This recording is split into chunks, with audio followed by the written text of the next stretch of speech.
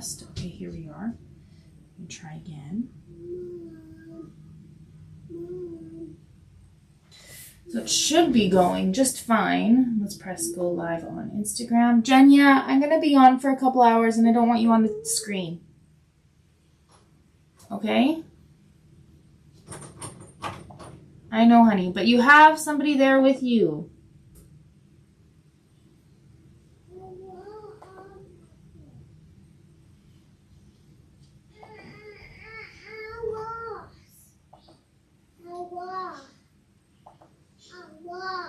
Jenya.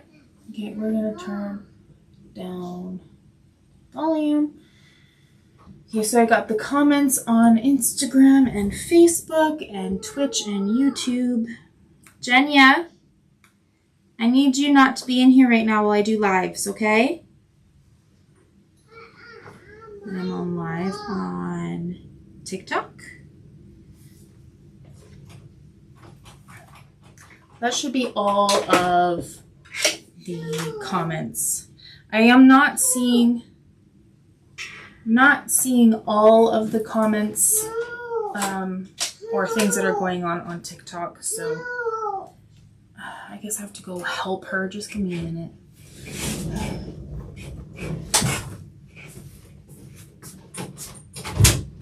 What?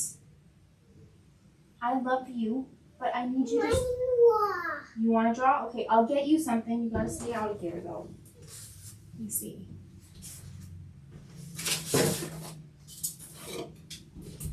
Here, take those. Do you want some paper, too? Black? That's white.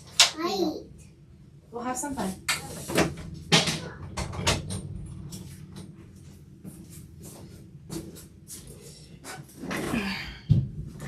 Okay, I should be good to go. I'm also trying to go live for the reasoning of, I don't know if I'll be able to go live tomorrow. We'll just see how good the internet is. We are supposed to have like the best internet that's possible in our area. And we got a new router and it is not working as good as it was. So yeah, I'm not too impressed.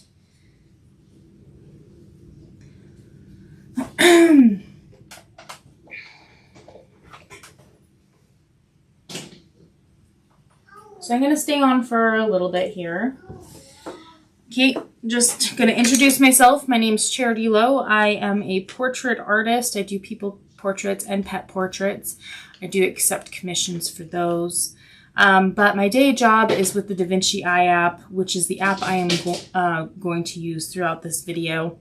I have promo codes for the iOS version if you want to try the app for free for an entire year. If you want to draw along with me, I recommend following the Vinci Eye App YouTube channel and joining me every Friday from 10 a.m. to 12:30 p.m. Mountain Time. For more help throughout the week, you can join the Facebook group, the Vinci Eye App Facebook group. I'm always there checking comments and posts and everything to help people or just to kind of encourage you to continue on your art journey. What else do I need to say?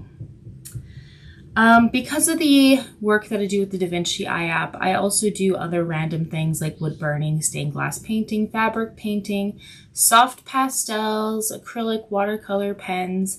I do a little bit of everything, so those are something you can request for my live videos with the Vinci Eye App if you want to, if it's a new thing for you and you want to just get started. I will do the research, I will practice myself, and I will tell you what I found most useful as a beginner myself during those live videos. The live videos that I'm doing for the Vinci Eye App right now is drawing a cat. The next that has been requested is doing stained glass painting with the Deco Art stained glass paint. And that's probably going to take 2 days because I need to do the lining first, let it dry, and then do the colors. So I'm going to probably fill in some of that time with a few like studies of different things like hair, eyes, nose, mouth. by doing just simple tracing and then doing everything else freehand. I do use the app to guide me throughout the entire process. Doesn't mean that I can't do it freehand. It's just because I like to try to get things as exact as possible. It's just me. That's my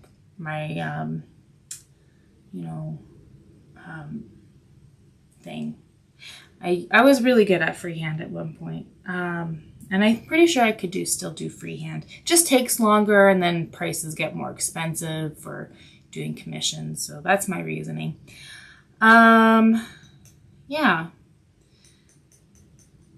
For commissions, I have many different levels of prices. You can get a drawing done for free, 11 by 14 inch portrait, so that could be people or pets, in color or black and white.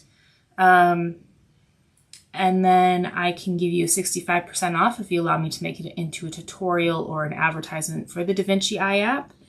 And then full prices if you want it to be completely private.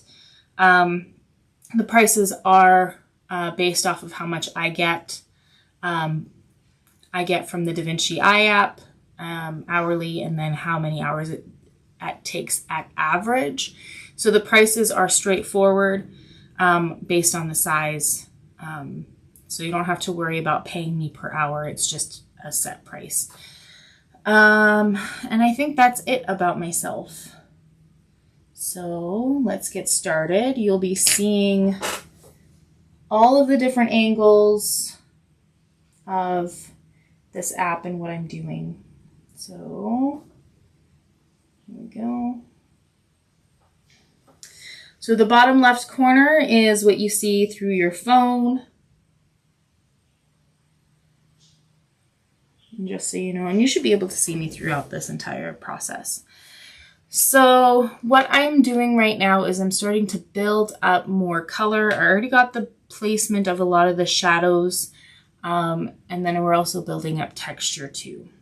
So I've collected from my previous videos a bunch of different shades of blue, black, and black as well. So start building it up. I'm doing circular motions for the majority of it. This will help with a nice smooth finish when we're done. And I'm just going everywhere with this light blue. Just do light pressure so you can add more layers to it, and you can adjust the shade and the color of it a lot easier if you can do light layers.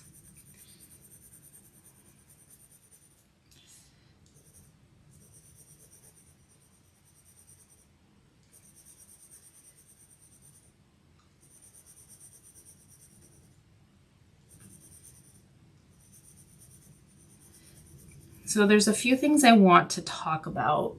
One is if you are new to colored pencils and you don't have like a large budget to get pencils, honestly, you can learn how to do really good portraits with just Prismacolor pencils to start with. They are not as smooth as other pencils, but if you can master colored pencils with the Crayola, then everything else will feel so much easier. You've got to learn how to draw before you invest in more expensive stuff. Now, each pencil set, different types of pencils have different types of bases to them. So like, for example, the ones that I'm using right now are oil-based and Prismacolor is wax-based, and they have their own pros and cons. Pro is, well, like let's look at Prismacolors. They are super smooth. They go on like butter.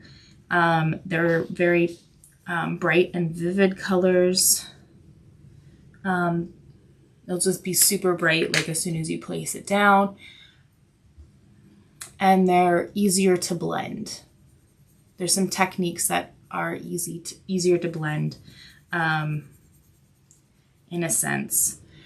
It depends on the kind of technique that you're using, to be honest, if it's going to blend well or not. And then these pencils, which are polychromos, well, actually, I'll tell you the negatives about Prismacolors. You can't add a bunch of layers to it, and because they're so soft, they will wear down quicker, and you'd have to buy more often. They're pretty good with light fastness, and that means if you have it out and about where there is some sunlight hitting it, that the colors won't fade as quickly as like the cheaper brands of colored pencils. And the ones that fade the quickest are like the reds and the purples and yeah, those are the ones that kind of fade quicker. But Prismacolor's decent with it. And then you can't really do very many like fine details with Prismacolor. With Faber-Castell, the light fastness is really good. It doesn't fade. I believe it's about 100 years before they start fading is the average pencil. That, if I'm remembering correctly, they are oil-based, so the pen the pencil is actually tougher, so they will last longer, and also you're able to build up layers, a ton of layers, which will help getting accuracy in color and shade, and then also you can just use the layering technique for creating a blended look. So you can blend with these. It just takes a different type of skill to do that. It's something you have to learn. So I think that's it.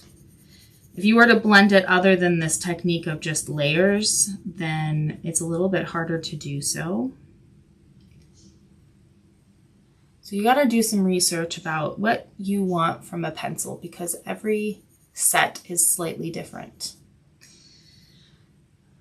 And then when you do want to invest more money on your pencils, I recommend trying to find a company that does sell colored pencils separately, individually, so that so you pick a pencil set that has a decent size amount of colors. You don't need the biggest set.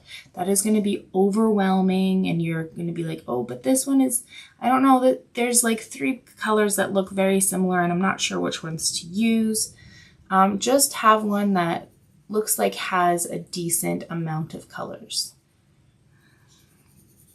Personally, I like sets that are about 36, give or take.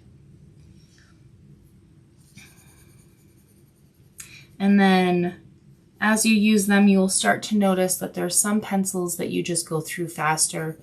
And if you get a company that sells the pencils separately, then you don't have to buy a brand new set and have a bunch of pencils that you'll probably never use or hardly use. So that's my recommendation when you start investing in some more expensive materials.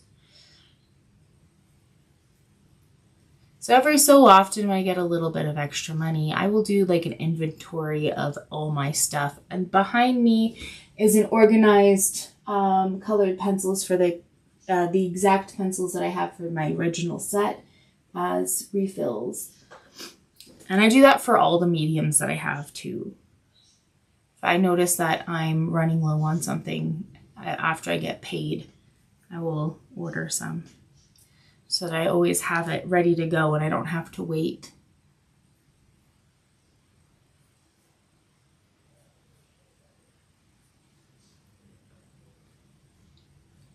And then another thing I'd like to talk about is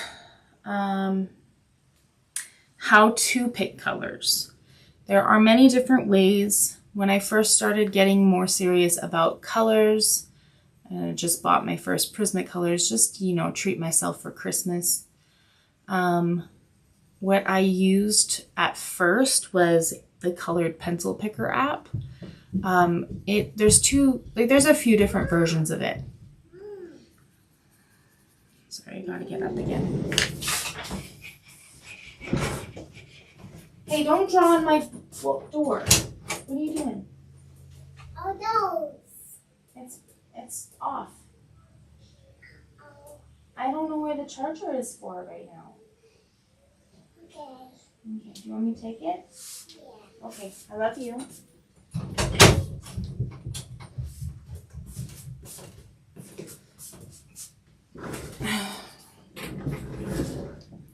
So anyways, what I was saying is there is an app that's called the Colored Pencil Picker. There's many different versions of the app. There's one that has already preloaded palettes based off of like common pencil sets that you can get from like the higher brand pencils. There's a huge variety of them too. And then you upload your picture in the app, and then you select a section that you want to color in, and then it'll give you all the colors, including some undertones, and how many layers you're gonna need. And then there's another version of the app where you can create your own palette, which that means you don't have to stick to colored pencils to do that.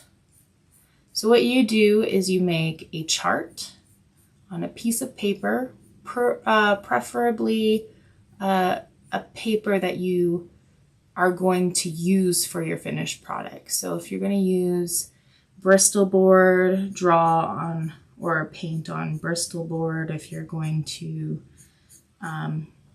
paint on canvas, then you can get books like sketchbooks with canvas on it, so you can just do that.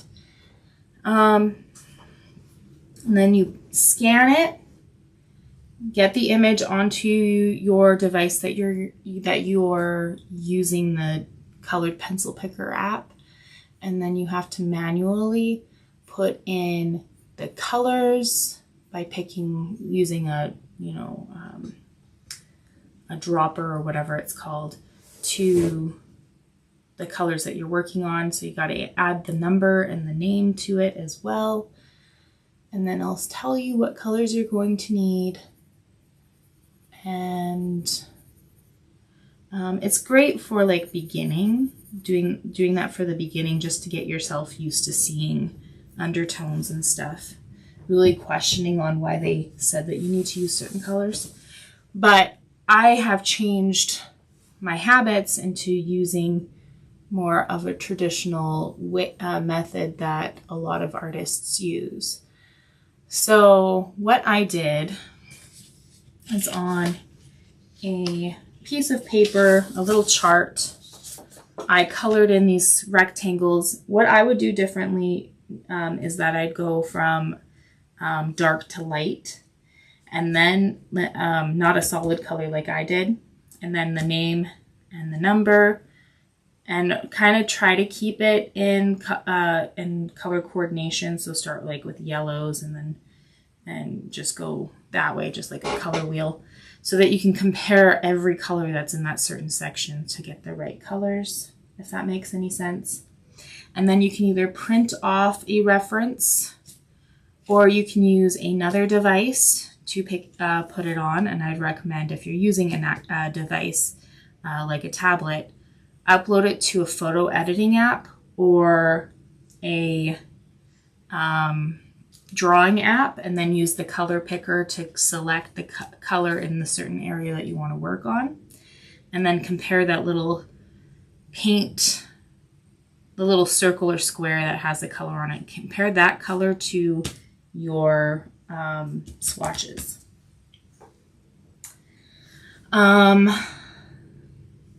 And each way is going to be slightly different than the other way. So with that kind of reminds me is that you don't need to be 100% perfect to make a really good photorealistic drawing. You just have to get it in the general sense. Like if it's blue, try to keep it in the blue, but it doesn't have to be the exact color blue, if you know what I'm saying.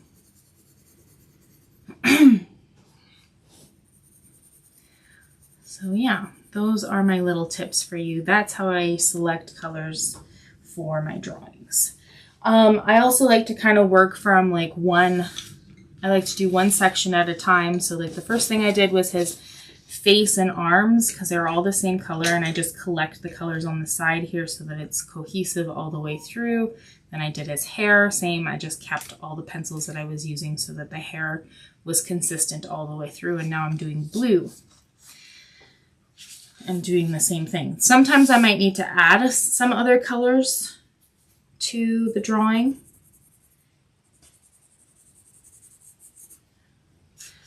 Especially in the shadows and the highlights, there might be like a slight cooler color in the shadows and a warmer color in the highlights. It depends on what kind of light's hitting them too and what's surrounding that area.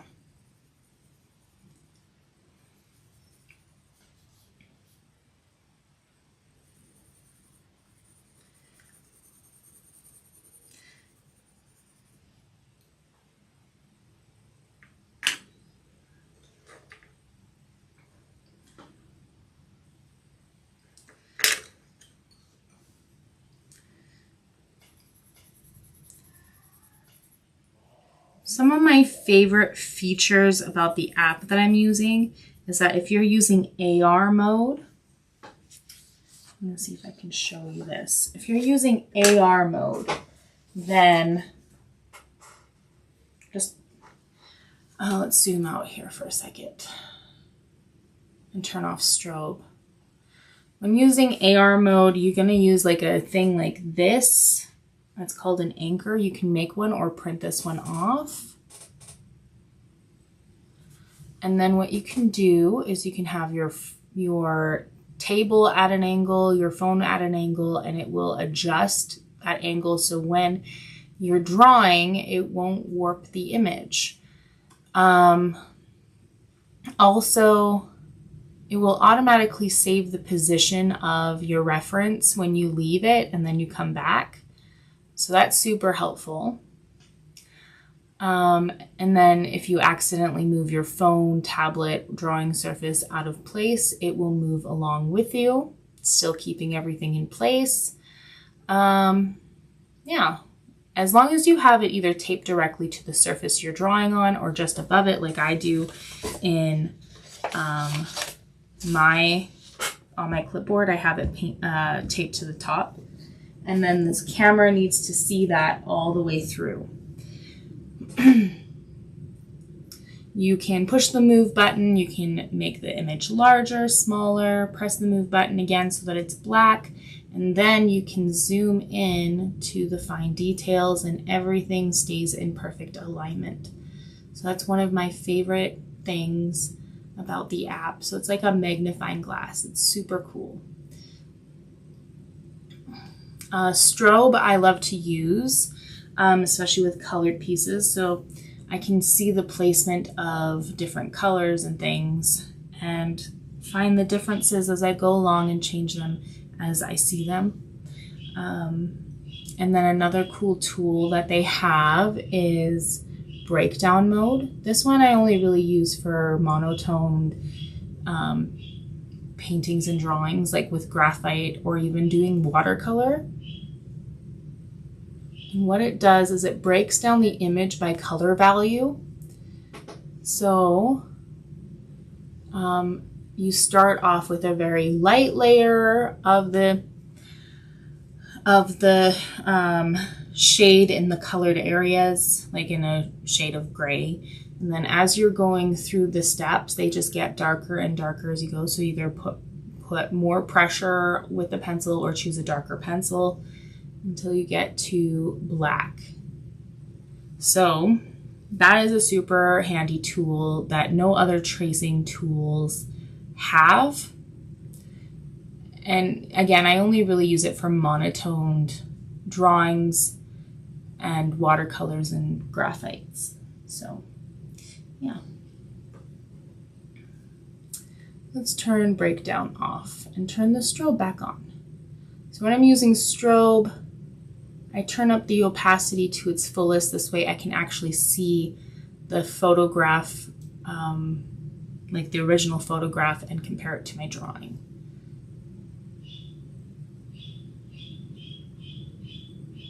So that is the basics of the app.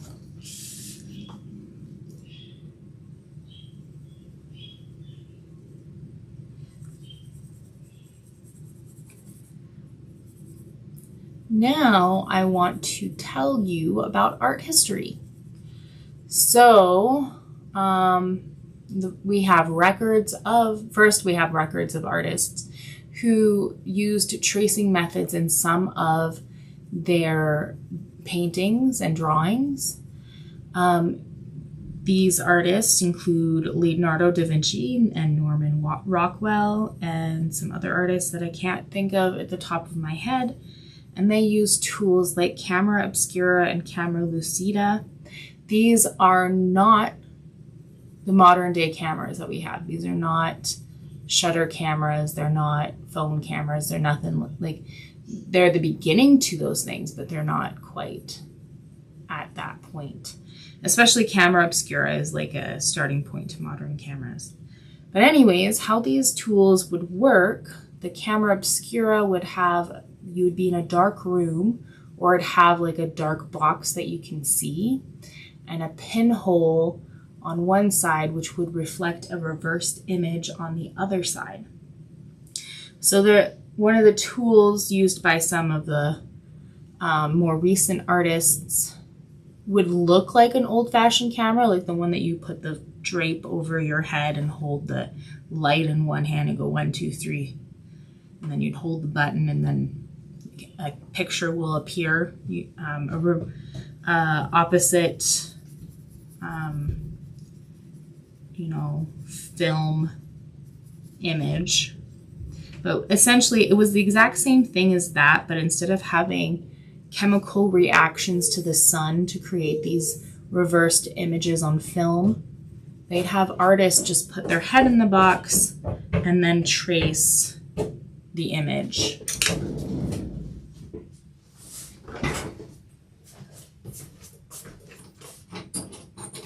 What can I get for you? Why can't Uncle Richard hang out with you? Uncle Richard's here to babysit you. I'm gonna have to get you. Why are you so upset? Ugh, I love you. No, no. I love you, but I can't have you in there right now. Okay, I love you. You're cold? Well, but it's not any better up here. Come on, Jenny, go hang out with Uncle Richard. No. What do you want? What do you want? You want paper? Yeah. You want the board? Yeah.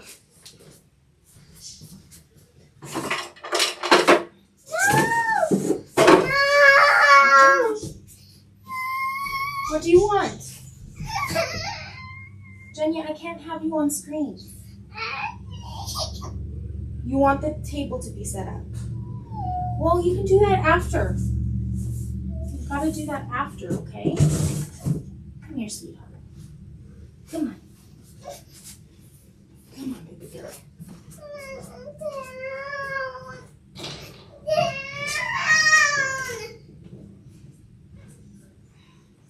I got her rascally rabbit. What? I got a rascally rabbit. She wants to hang out with me.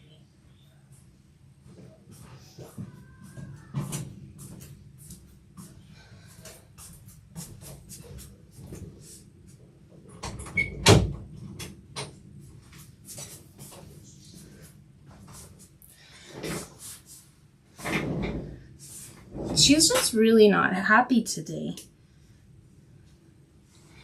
Anyways, so the camera obscura, well, it actually started out being like a full-sized room with a a pinhole or like a keyhole sized, something like that.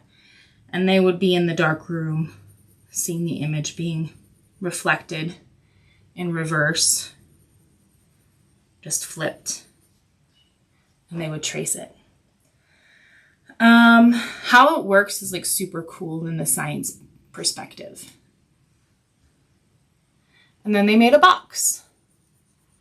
And the box was used for like landscapes and cityscapes. They would trace where all the buildings and trees and everything were, and then go back to their studio and finish it, or sometimes even just stay outside and finish it so that they can get those shadows and the highlights as accurate as possible. Some artists would only give themselves like a time frame in a day, so it would take more than one day to do, but they're like, okay, we're gonna do it from noon to 4 or noon to like 3 or whatever, and they would only have that time frame to work on it on a daily basis to get the painting done. The camera lucida is also a old tracing tool. It uses optical illusions, like or I don't know if that's what it's called, but it uses like certain types of prisms that go inside this little teeny tiny thing that you look through. And you'd have to have your drawing surface flat on a table, and you can have a live reference in front of you, be that people, still life, sculptures or whatever, right in front of you. And then you look through it and you can kind of see like an overlap, very similar to this, an overlap of your reference photo to your drawing. It has to stay in the exact spot that you put it in. Everything has to be perfectly aligned every time if you're going to do that.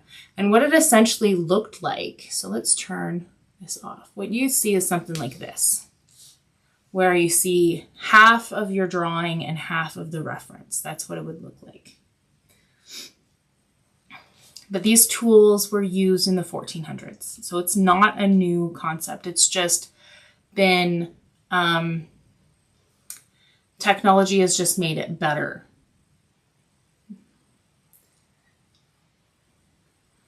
So the secret and the secret of a lot of famous pieces of artwork is tracing. Not all famous artists traced, but yeah.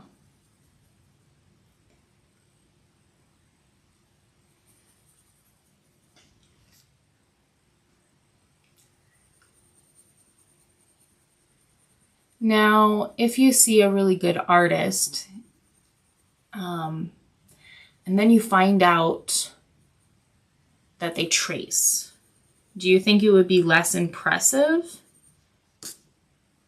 than if they were to do it freehand? Like, would you, like, it might be less impressive, but would you still think it was a talented artist or not? I want to know what you think.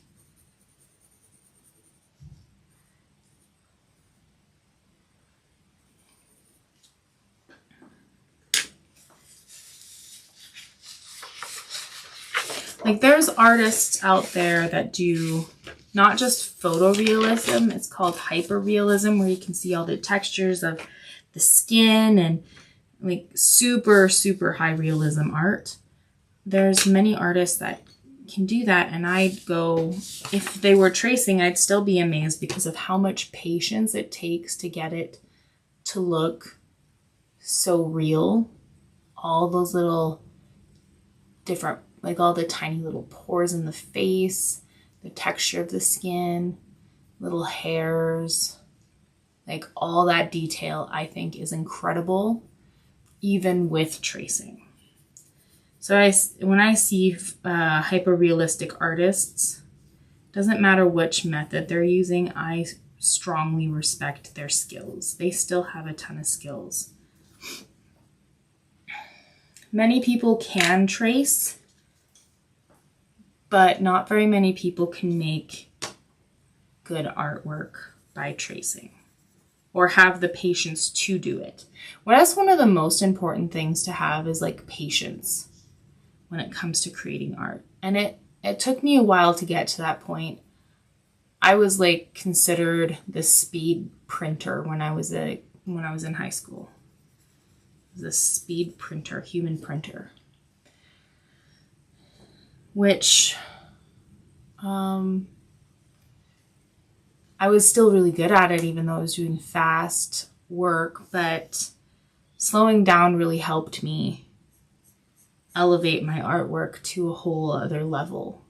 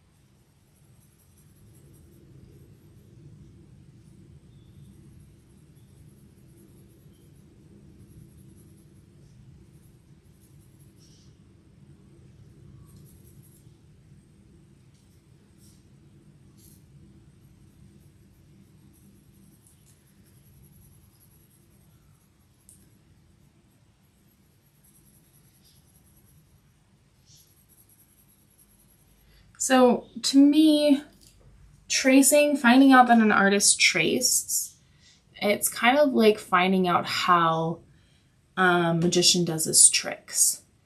If the magician is so, mediocre at his work, being a magician, then it kind of loses its magic.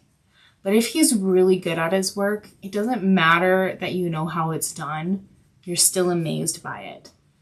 I know for a fact, like I know a lot about magic, to be honest, because my grandfather was a magician.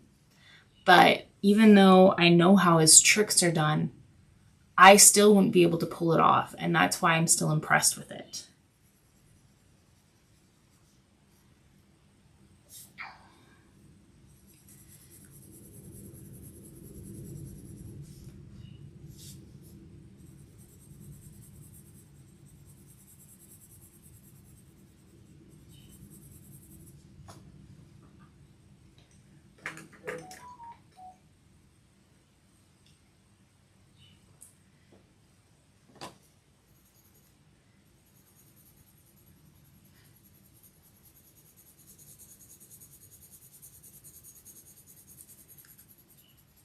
I'm just doing circular motions for the most part. Just have a really nice soft edge.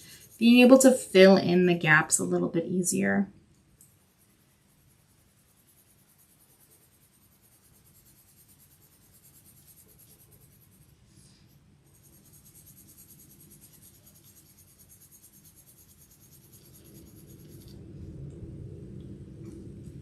His shirt is quite vivid, so we're going to try to get it vivid.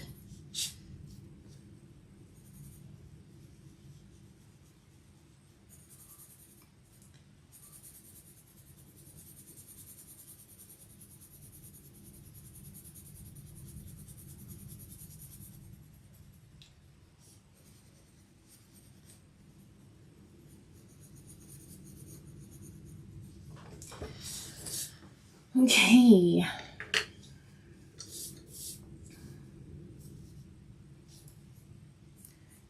I'm just trying to bring those details back in by using a darker blue, because those details just faded away.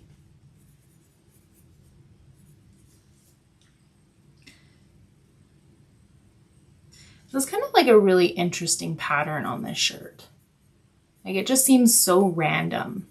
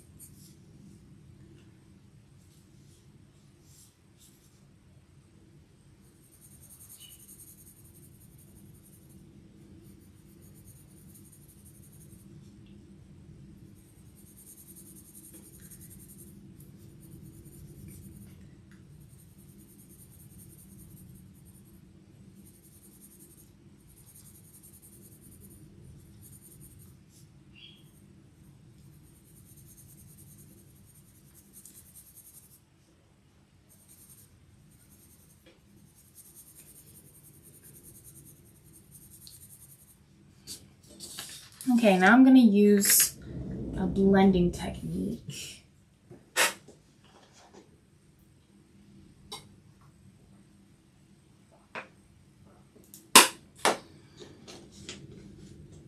Well, first I think I'm going to film a little bit. So, where did my thing go?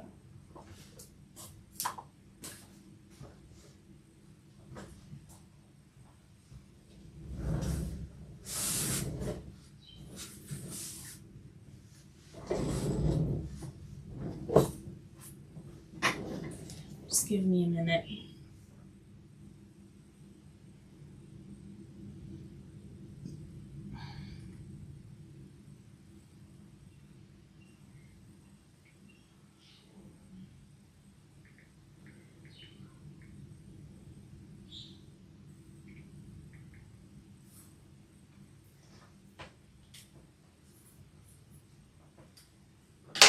I think one of my things fell behind my desk.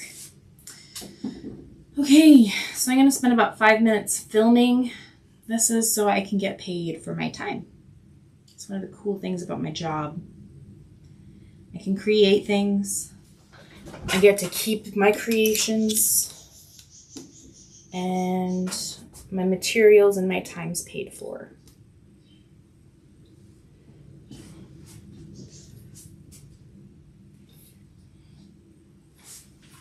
So if I really wanted to, I could sell my artwork for a bonus. Or I could just give it away to people if I wanted to do that. Would you guys ever want me to do giveaways? Blah, blah, blah, blah. I was just having a tongue twister just a moment ago. Okay. Oh, I didn't mean to move that. So I'm going to spend about 5 minutes filming. This is for my work. So right now I am making a tutorial and a advertisement for the people that I work for. I work for the Vinci Eye App, which is the app that I am using currently. So you'll see a bunch of my videos there. You'll eventually see this video pop up too. Not the live video, but the tutorial and the advertisement. So I got a pretty cool job. They treat me very well. They pay me for my time and for my materials, and I get to keep the creations, so I can do whatever I want. I can either make stuff for myself, get paid to decorate my house, or I can make stuff for other people and give them a ridiculous good deal. Or I can do giveaways for the random stuff that I do. Like, I was really hoping to sell my St. Patrick's shot glasses I did, because I don't drink, but it was a good video to make for how to create that. And what I did is I painted just regular old shot glasses with the Deco Art stained glass paint to make a stained glass design. It looks cool. Can't really use it. Well, you don't have to use it for drinking purposes, but you can also use it for little tea candles.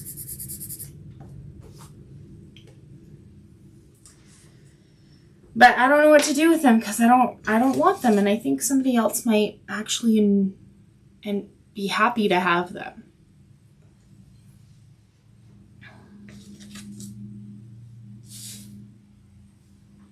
Did I freeze?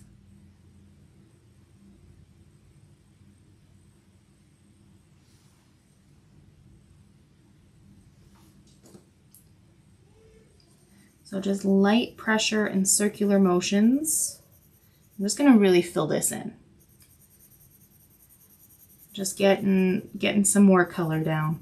We want to try to get as many layers as possible down so that it's easier to get it more accurate when doing that.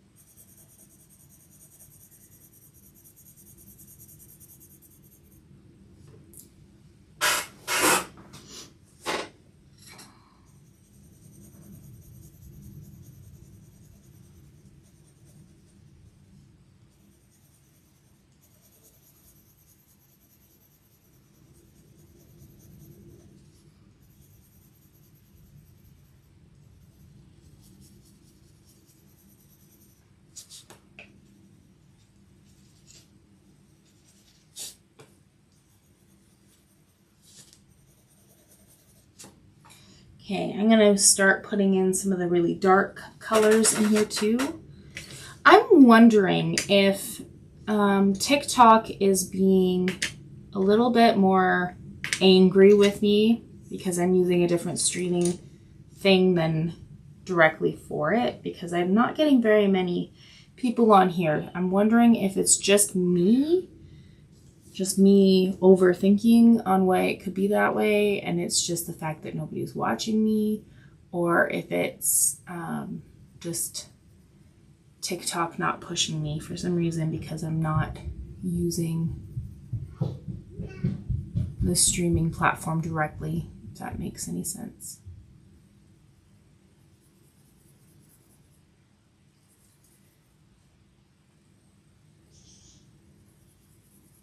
My goal in doing these live videos is to kind of build up my own audience so that if anything should happen with my current job, I'll be able to make some sort of a living doing the thing I love most. Like, I already have a job that I love doing, but you never know how long things like this is going to last. How long it's going to be relevant. Because new technology comes out all the time.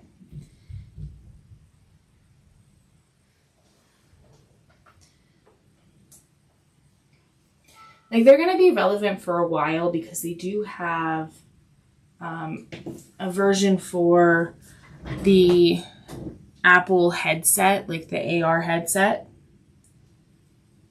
They already have that done already. In fact, it was one of the apps that was featured for the like the grand reveal of the Apple headset.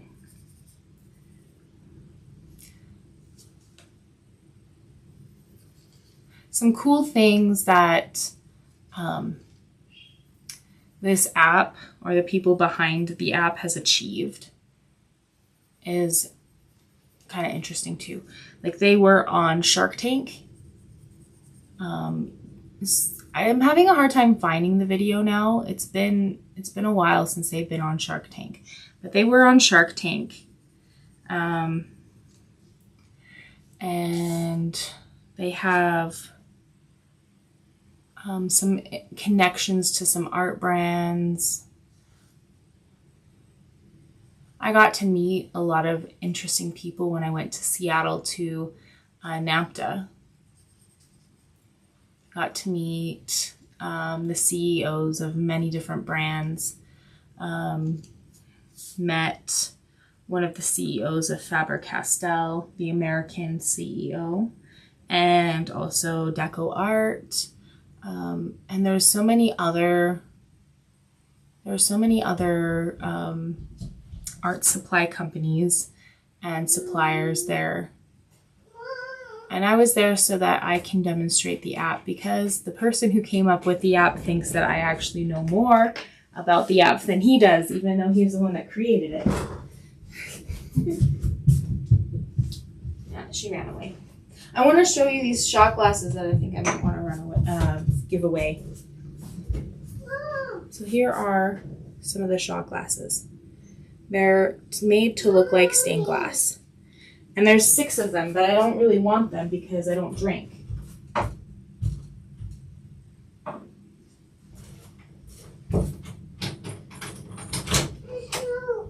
You want your shirt's upside down. You want your shirt upside down? Or do you want it right side up?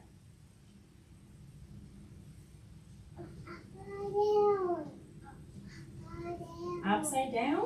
Why do you want to be so strange?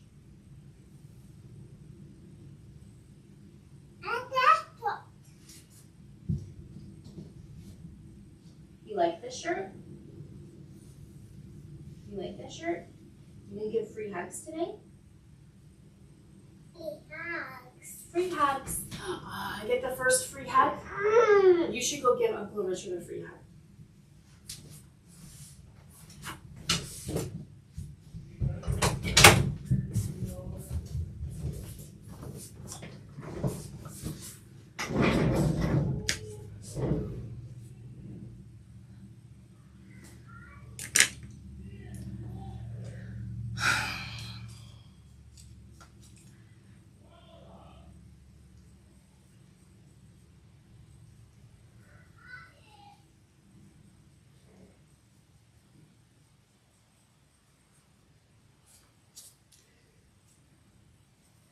So yeah, I got the really amazing opportunity to go to Seattle for NAMTA. It was really cool. I'm from Canada. I'm from Alberta. And it was a really cool experience to go flying over there. So my boss is from, well, I should not say boss. He's not bossy. They're not bossy at all. My employer is from New York. And I got the job with them by asking them online, and then I started working with them for a while now. And never, before NAMTA, we never met in person. So it was kind of fun experience to actually meet them in person. And how we actually met in person was kind of funny. I found it quite interesting. So we're in this really big hotel. There's like 6 elevators in this hotel, 2 towers with 3 elevators each. And we were going to like an opening reception where we had a guest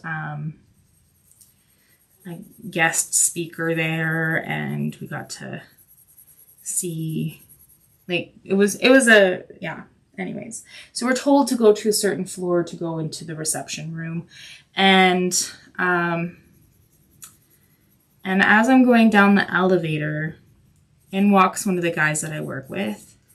I was like, oh, hey, I never met him in person before either. Like, we just chat every so often through video calls. And then we go down a couple more, and in comes our employer and his wife. And his wife was super excited to meet me. It was so sweet. I felt so loved. And the chances of us being on the same elevator is very slim. And also my employer and his wife were on a different elevator but got off on the wrong floor. So they had to get onto a new elevator, so they weren't even supposed to be there. That was kind of interesting. We went to a pop culture museum after our, like, this is kind of set up as like a farmer's market or an expo or whatever. Like, there's different tables for different things. That's kind of what it is. And it's an all-day thing. And afterwards, the vendors get to have some, go to parties and events and stuff. One of them was going to a pop culture museum where there was like a dance, and they turned it into like a club kind of thing. And there was some pretty cool things there, like the original Superman costume from like the old black and white movies. And then there was a Darth Vader costume too that was there.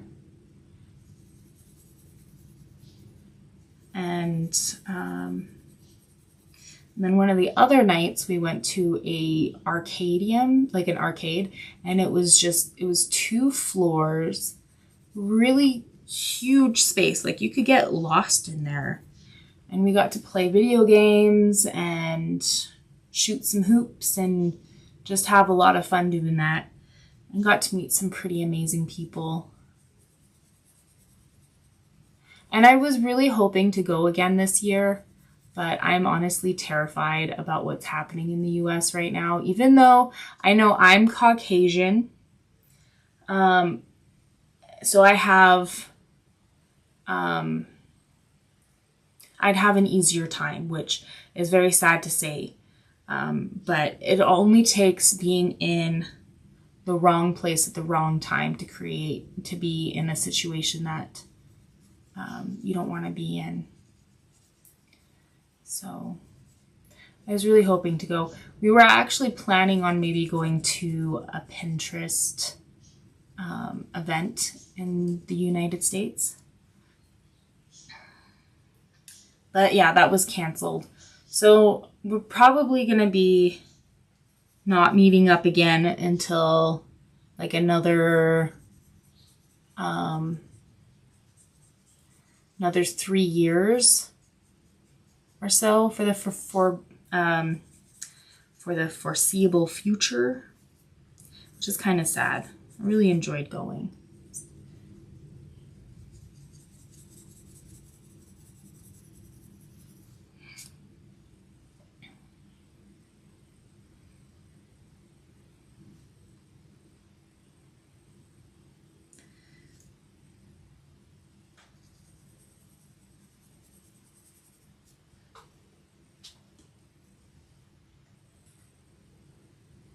The internet seems to be working fairly fine today, even though it's been super windy all week.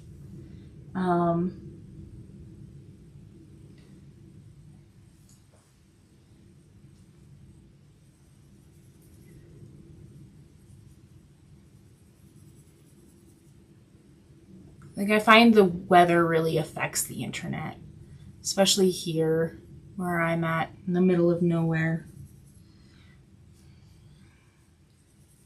Yeah, I think it's kind of interesting that my employer is from like one of the most famous places on earth that is super busy and super populated. And then there's me, who does a lot of their videos and stuff. I live in probably one of the least known places in Canada, with a really small amount of people living in it. So it's very different lifestyles.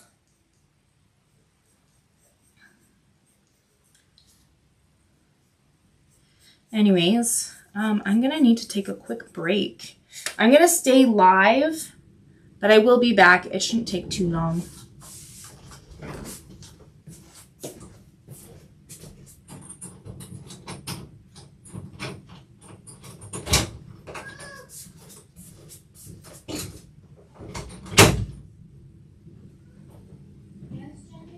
Are you tired? She's in her room, by the way.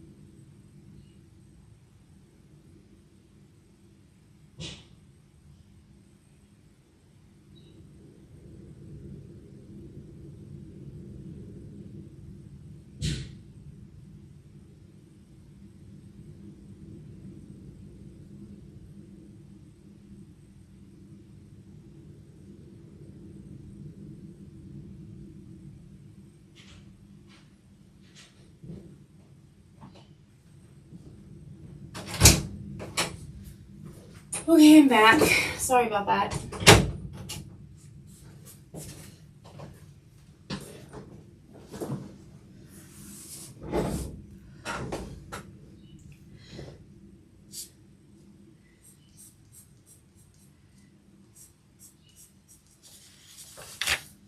Ew!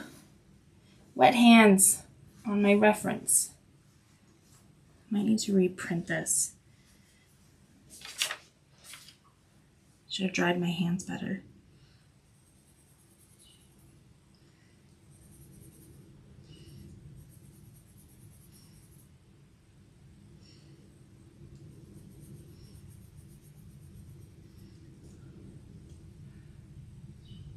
Anybody here?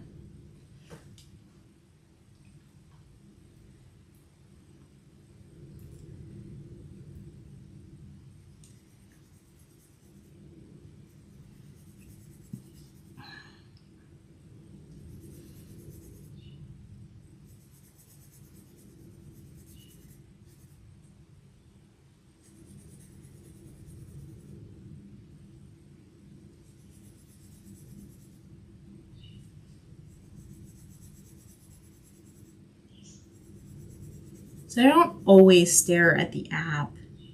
I do pay attention to mostly the reference photo that like some of the time looking at the reference photo that I'm working on instead of the app. Because there's just some things that you can't catch when looking at just one section at a time.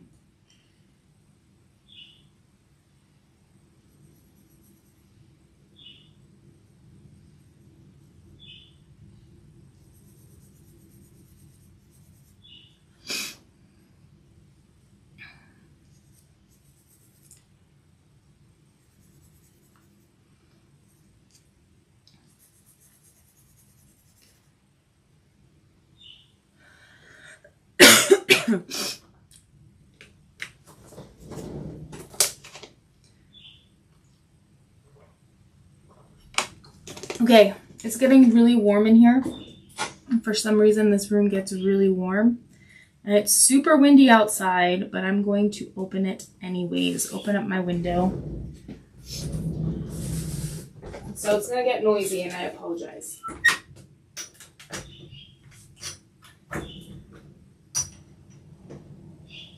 Just need some airflow.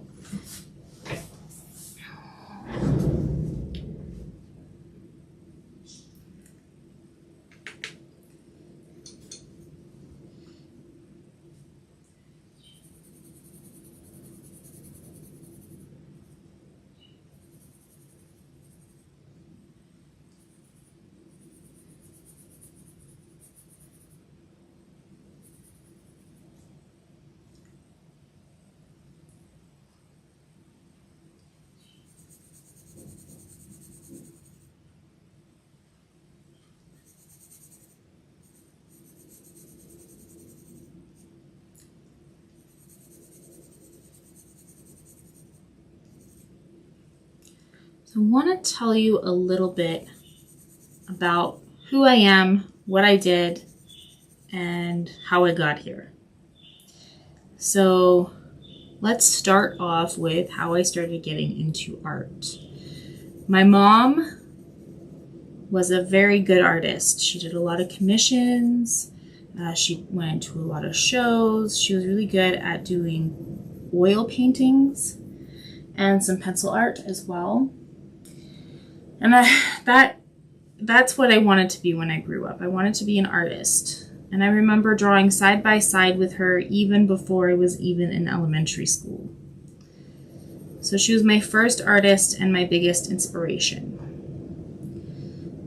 So I took every single art class I could possibly get myself into throughout public school years, and I wanted to do it so much that in high school, I took art in every single semester. So that means I already did all the grades really quickly, all the different classes very quickly. And they actually came up with a new class for me, which was art history. Let me see, who sent me a message? Who was it?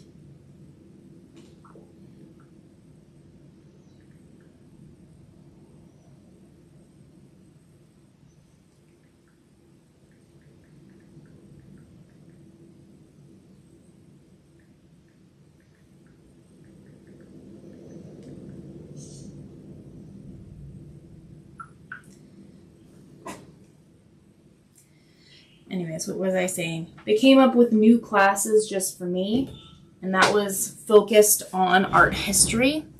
So what I'd do is I'd study one artist every week, and at the end of the week, I would present what I learned from that artist, what I learned about that artist, to younger classes.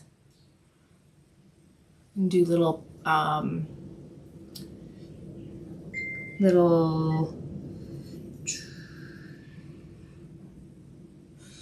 presentations for them. So I have a fairly decent knowledge about art history. Do I remember all of it? Absolutely not. But yeah. And then after I graduated from high school, well, during high school, I wasn't really, there's an art show that happens every year. And I wasn't really noticed until my last year that I was there. My style had changed drastically in what I did for art. Like I started doing cartoon work and anime in high school, but then I ended up doing portrait art instead. And that portrait art got me recognized for awards and stuff in school. And I did get a scholarship award from the school that I went to. And after high school, I didn't really do much with my art. It was just a hobby. I didn't think it was possible to, or very likely to, make money off of making art. So I got a regular job, did art on the side. It wasn't till I moved to Lethbridge that I started doing shows, and I was kind of going back into the anime and the cartoon stuff with a touch of realism, which I don't think was a good idea for me and my skills, to be honest, because I am much better at doing realistic artwork, and I actually enjoy it. I really do.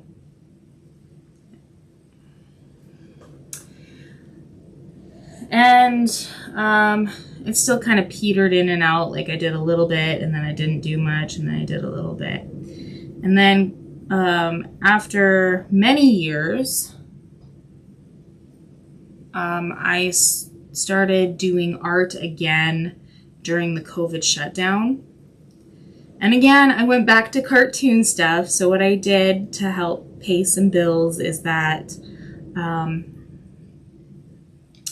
that I would take photos and turn them into little cartoons and sell those, which were pretty popular.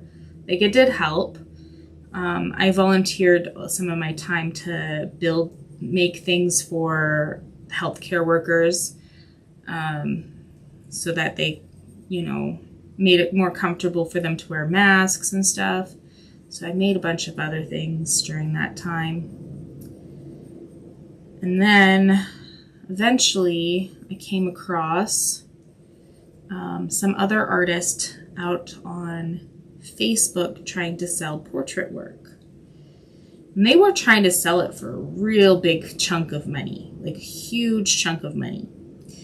And I was like, well, I think I could do that. Probably won't charge that much. I'm just pretty rusty with my work. I need to kind of build up my skills a little bit more to be at the level 2 charge more. And that really helped me get through the COVID shutdown and being let go of my job temporarily. So, yeah. So I did that. I did a lot of posting of my work. I started doing fan art of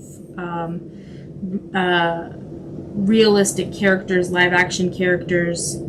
I was getting pretty popular on TikTok with the live action stuff because I used to take requests for live action stuff, but I'm not doing live action stuff anymore because I'm not qualified to use any copyrighted photos or any photos that I didn't personally take for some things that I want to apply for, like the Colored Pencil Society of America. I want to eventually be able to submit some of my artwork to them, which I should be able to do here pretty soon, especially with this piece. I took this photo, and I took a photo of my daughter, and I think those two would be accepted or would be allowed to be in this Colored Pencil Society. And then I noticed while I was doing a lot of fan arts, commissions, I noticed that the Vinci Eye App would take the images that I post on their social platform that they have on their app and repost them on their Instagram. And this made me feel really like special because I'm like, oh my goodness, this company that I started using their product, they really like my work. Like, this is awesome. I commented, this is mine. And then ever since then, they were tagging me in all the reposts. So told my brother about it. And he's like, maybe you should ask him for a job. And so I messaged them on Instagram and I said, hey, I notice you posting my artwork a lot on your Instagram. And I'm wondering if you could use somebody to do some lessons about how to use your app. And they agreed with a very loud yes. And they've been treating me very well, like beyond any other job that I've ever had. I gotta check this again. I'm gonna check what this little girl needs. What can I get for you? Why are you so upset? No. What?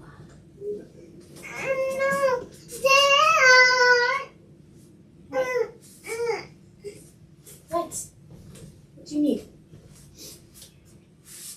The chalk? Or do you want this?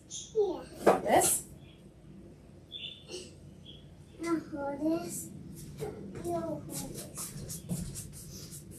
I'll leave it right at the door. Is that what you want? Love you.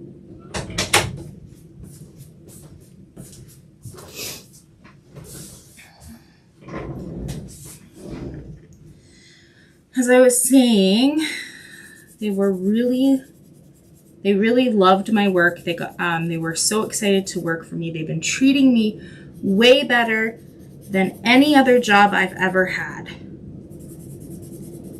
And eventually, at this point, I was going back into doing my regular job.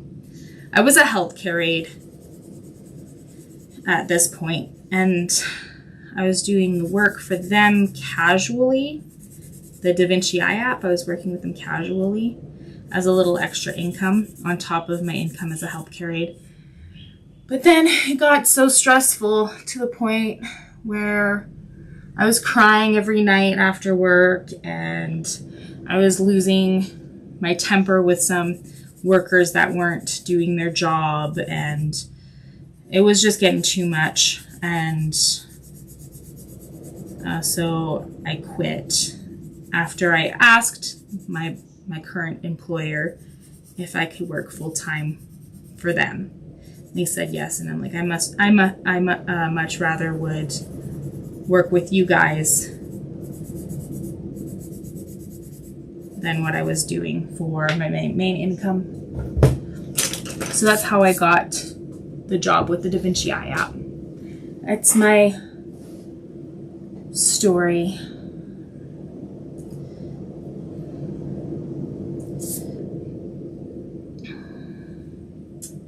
Okay, now let's see. I might still need to make some adjustments still to the shadowing.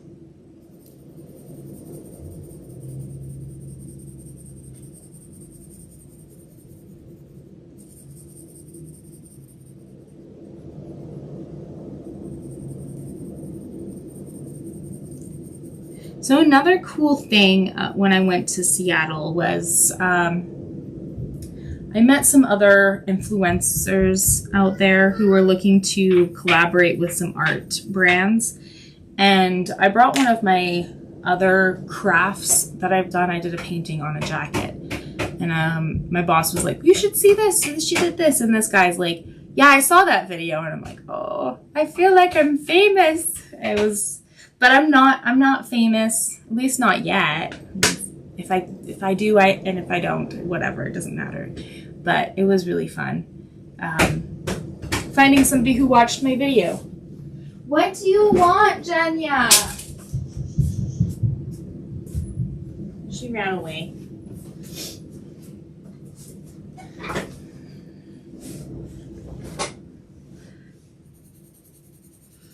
Poor girl. She's just not wanting to. She's just not having it today.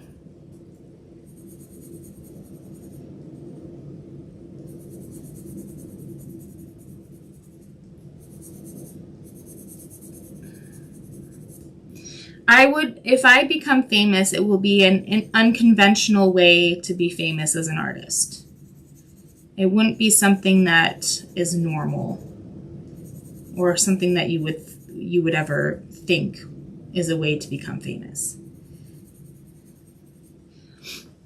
Doing portrait art is not what's gonna do that for me. And again, I don't really have like super high hopes in becoming famous, but if I did, it would be in a different, unusual way.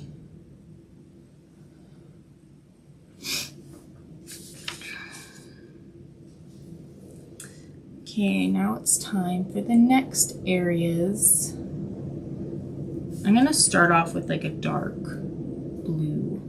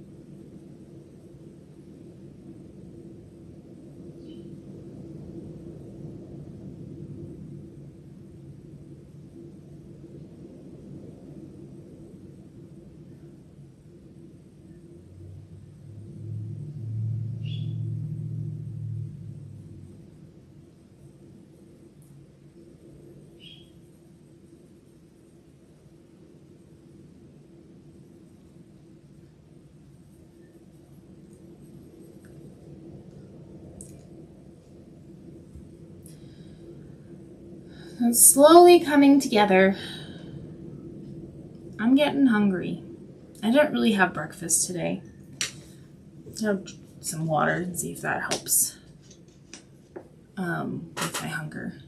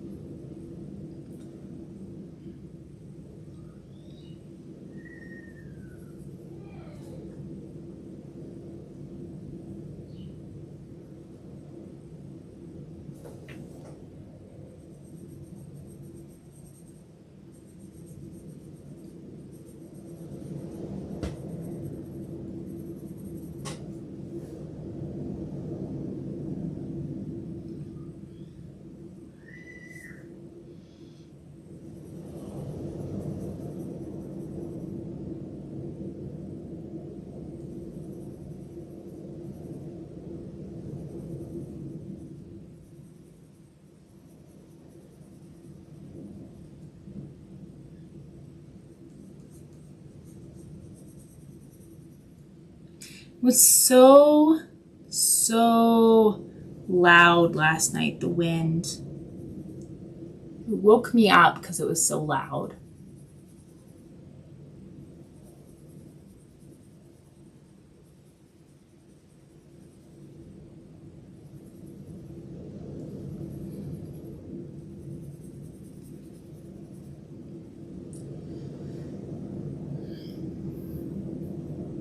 Am I still alive?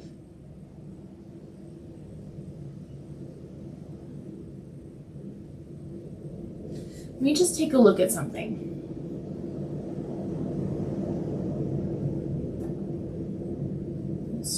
streaming, streaming. Everything says it's streaming.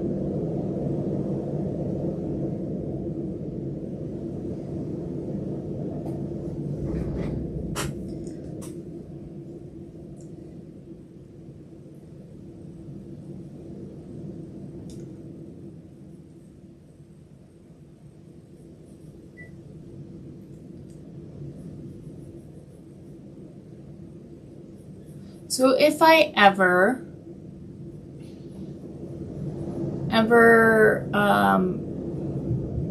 no longer have the job that I have with the Vinci Eye App, there's a few things that I think I might do. One, either have enough people, like if I have enough people constantly asking for commissions, then I might do that. I might do paint parties. Yeah,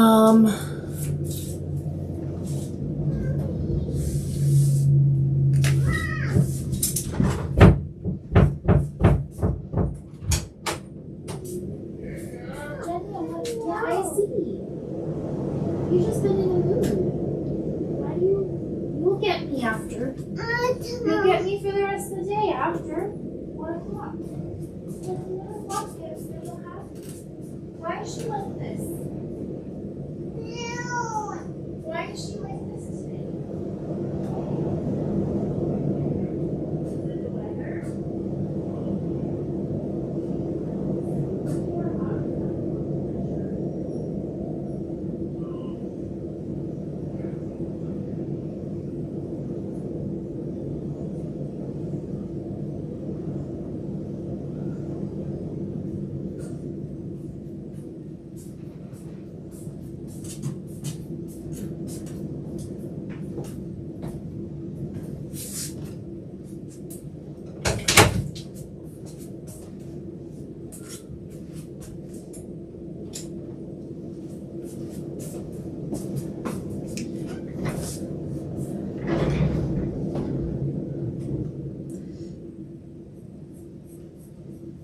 So yeah, if I were to ever lose my job with the Vinci Eye App, I'd either really hope that I have enough people who are interested in commissions, because I still want to do art, or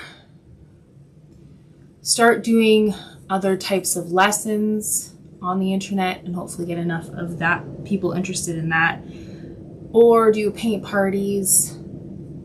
Could either do window painting seasonally,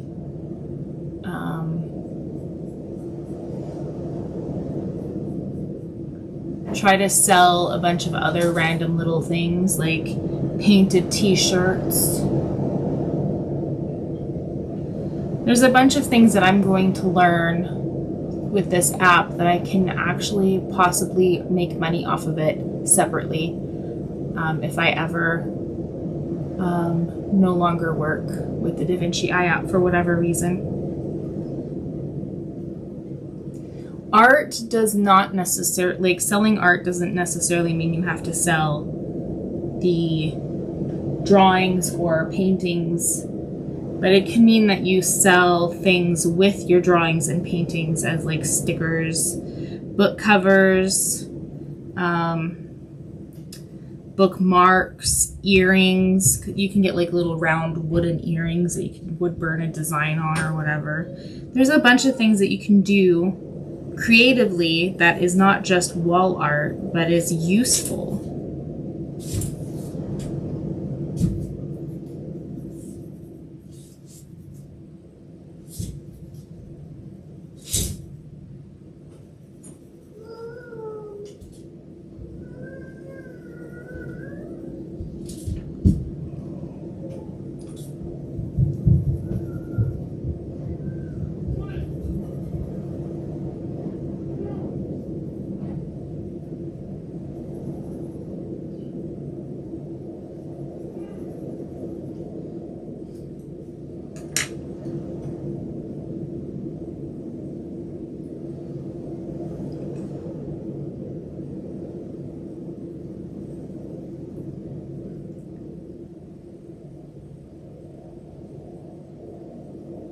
What also would be kind of cool is to somehow like what would it take to be a high school art teacher? I'm wanting to know what it would take to be a high school art teacher. Do I have to go back to college? Because I think that would be kind of fun to do, especially after all of the experience that I have.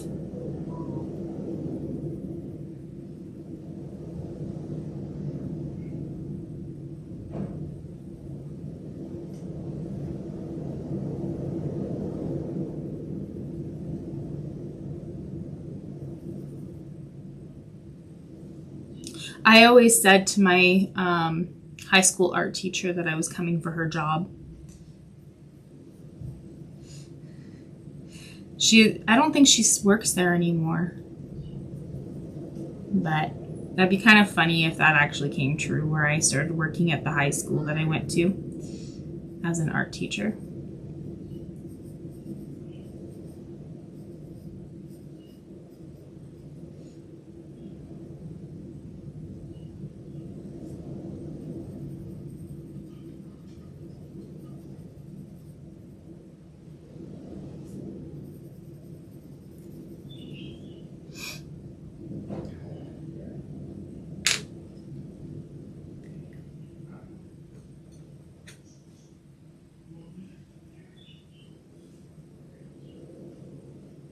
Okay, I'm gonna need to sharpen this.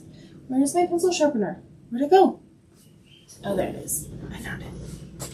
I had this for over a year now. I'm pretty sure. Yeah, it's been about over a year. And I charged it only once. And now it's the second time I charged it. This thing lasts forever.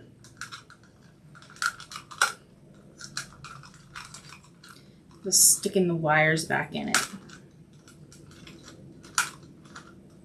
Let's see, can I get this little piece in too?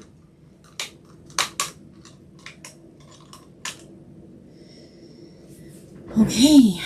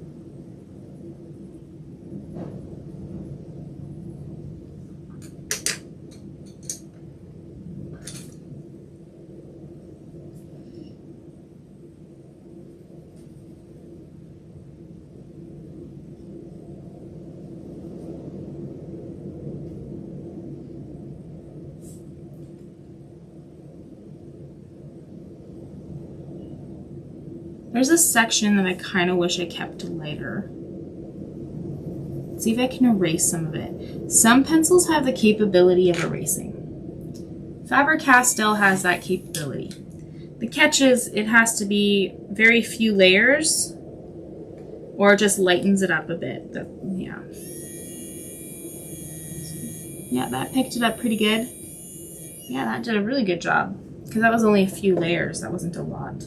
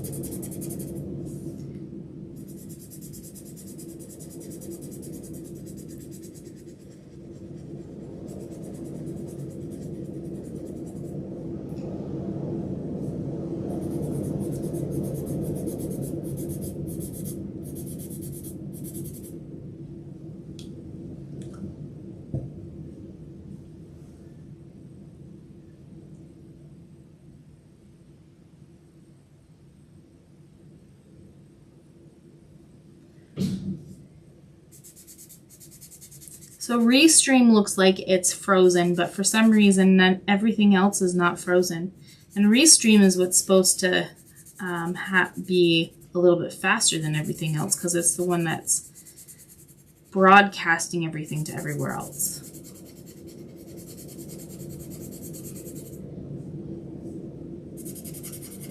So I'm using a colorless pencil to really push in that color into that paper. This helps make a nice vivid and solid colors on here.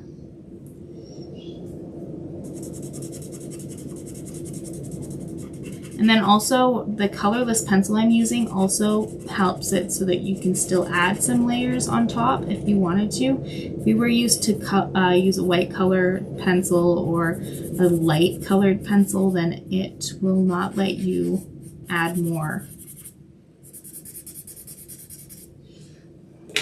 This essentially is just putting pressure on the colored marks to kind of break it up. It's not really adding anything more to it.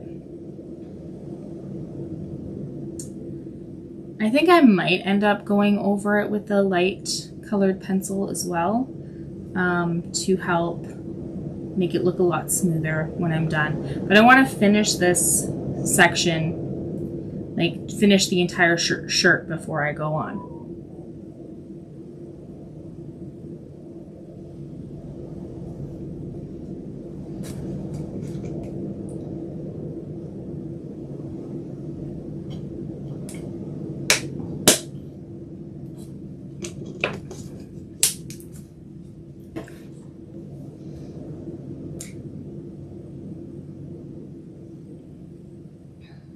I'm going to start off with a dark blue.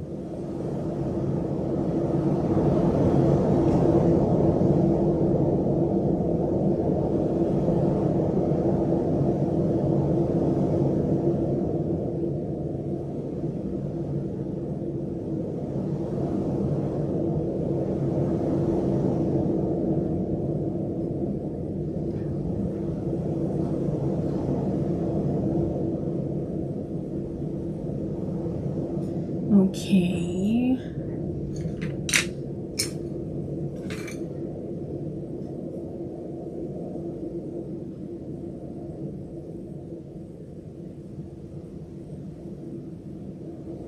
So after I'm done the shirt, I'm gonna move on to work. Well, I'm gonna have to do the Superman logo on his shirt.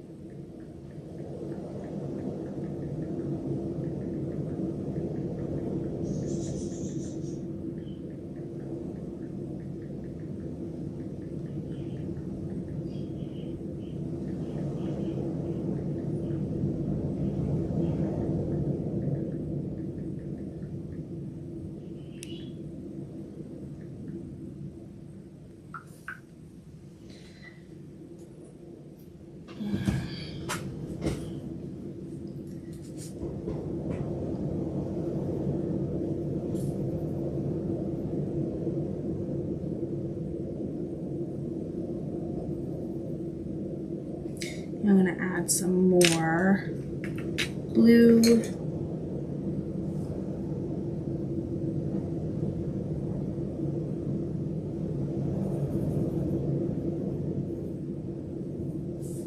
think I'll get that lighter area with that blue too.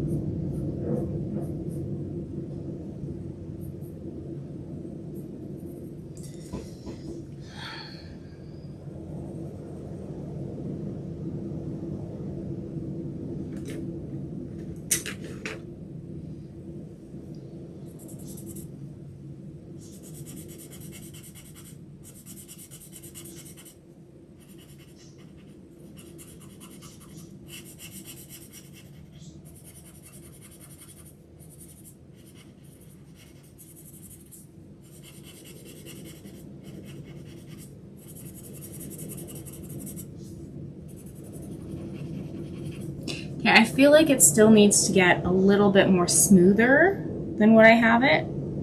So I'm gonna go and use a very light colored blue. I think it's lighter than what we already have it as. And we're gonna go over everything, pushing that pigment right in so we can have a nice smooth texture.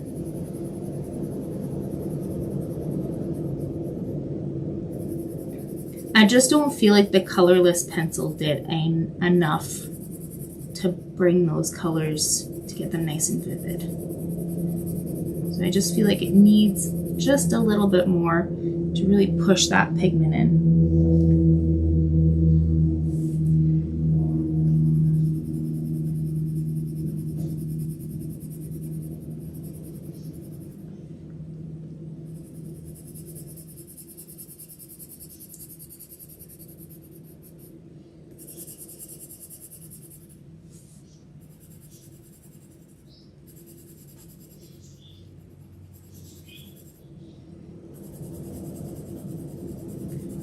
You could use a white pencil with this, but it kind of makes the colors a little bit more soft. But are you seeing this? I don't know how well you can see this. Are you seeing it pop up a bit?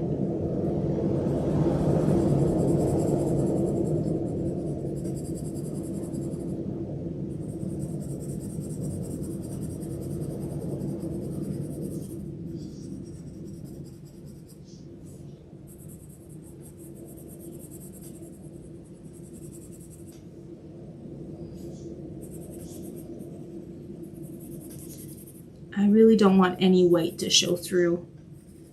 I want this to look more like an oil painting than a drawing.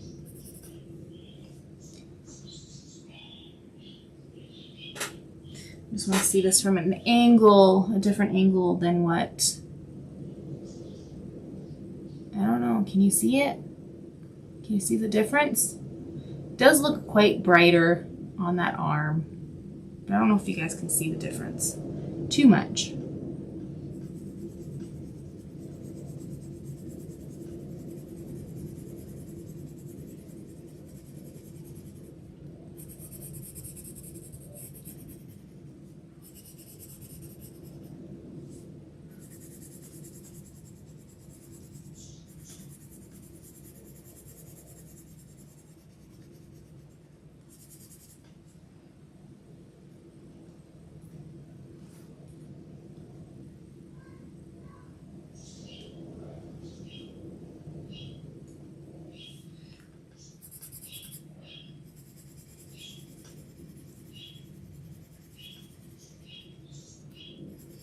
So I'm putting quite a bit of pressure on this, but not to the point where I'm gouging the paper.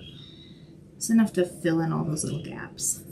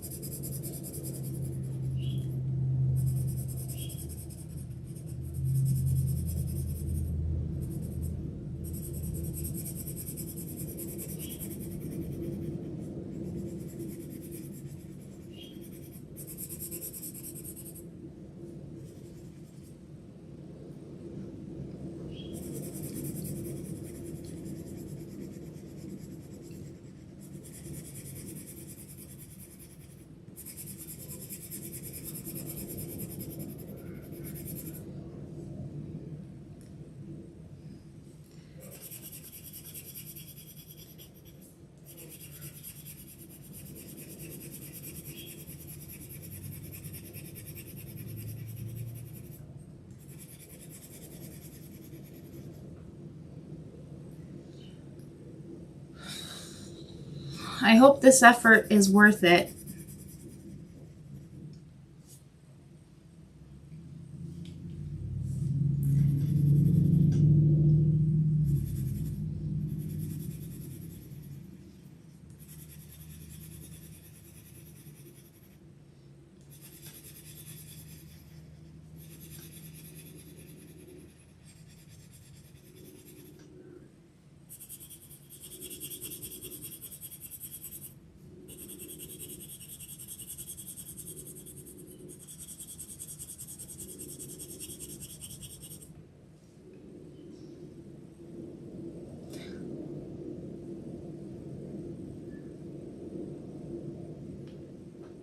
I can see it working.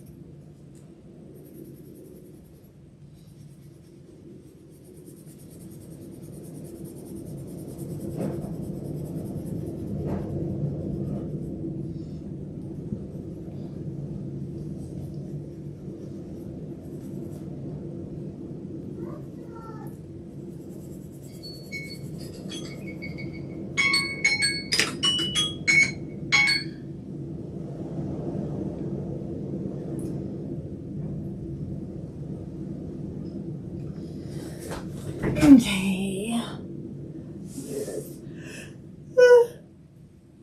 Oh.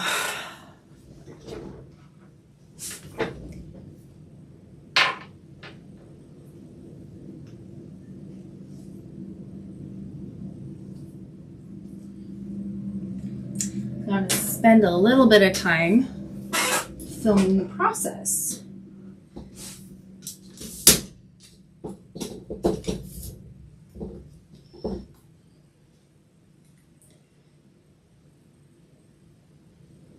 Oh, that looks so good on camera.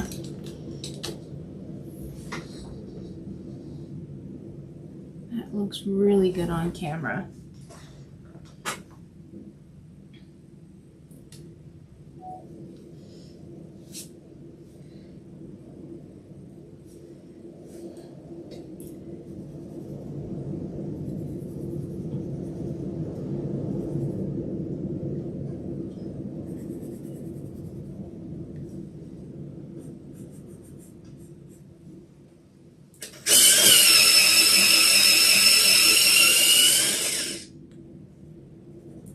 So every hour or so, I'm gonna stop to film a little bit of this.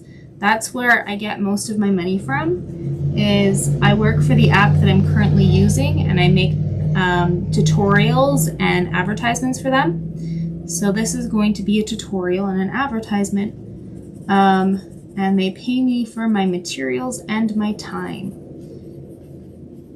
And do you know what this means for you? Is if you want me to do a drawing for you and you allow me to make a video out of it, I can give you a ridiculous discount for drawings. Like, it could be anywhere between free to 65% off, and it depends on what I'm allowed to do with the picture. So for example, if you allow me to use it for my live lessons, not my personal accounts, not on anything under Charity Lowe's Art, but under the Vinci Eye App on their YouTube channel, I can do it for free.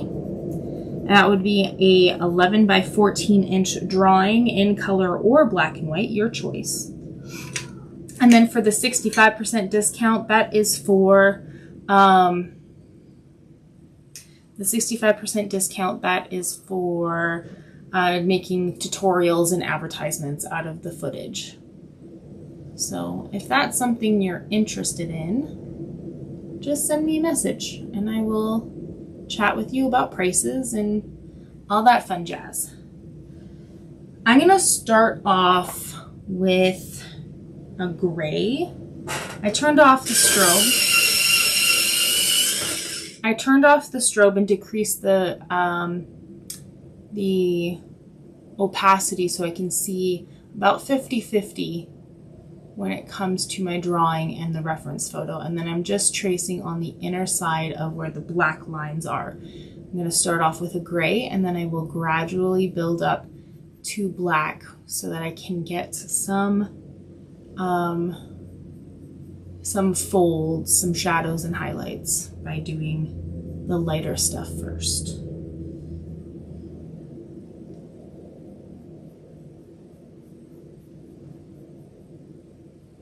So these live videos here on my personal accounts under Charity Lowe's Art, they're going to be of like a variety of things. I'm not just going to be doing portrait art. I'm going to be doing anything that I'm doing for making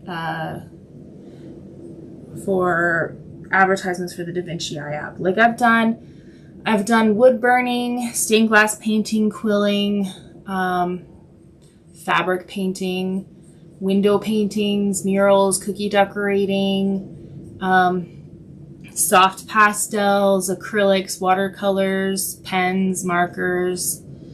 I've done a little bit of everything. It's just I am highly skilled with portrait work. So you'll see mostly that, but you'll see a bunch of other random things too.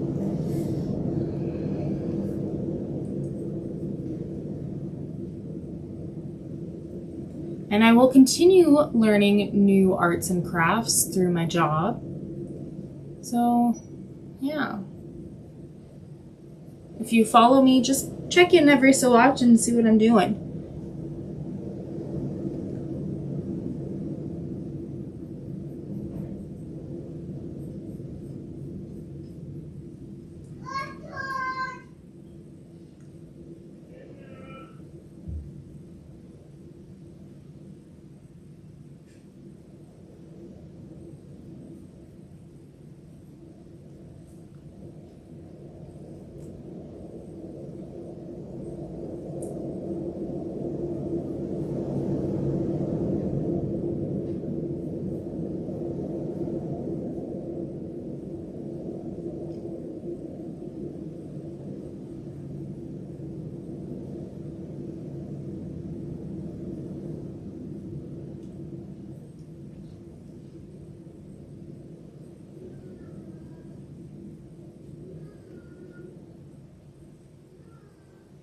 Okay, I'm gonna have to disappear for a second to help my daughter out for a minute. I'm coming, Janya.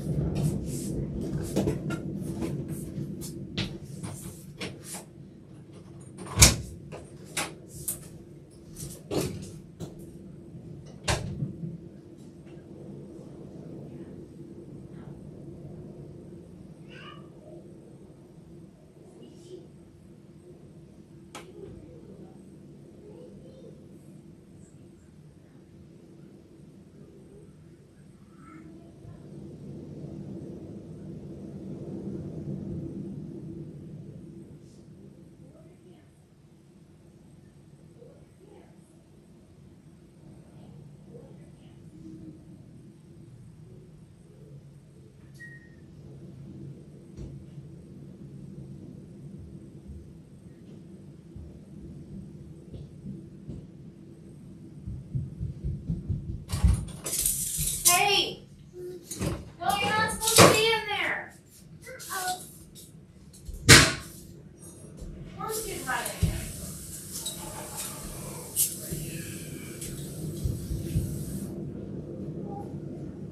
What's she getting into?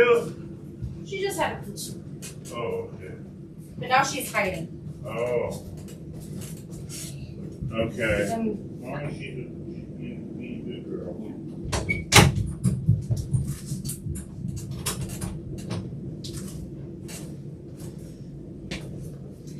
Did you get a quick glimpse of my daughter? She just popped out of nowhere. Just poof. Okay, so I'm done filming for now for the Vinci Eye app.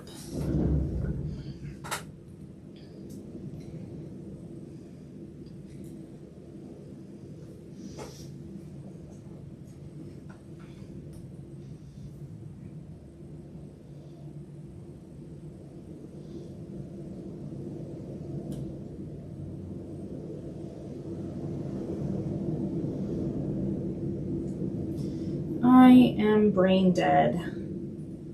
Very, very, very brain dead. Okay. It's just the weather has really gotten me kind of feeling like my brain's not functioning properly.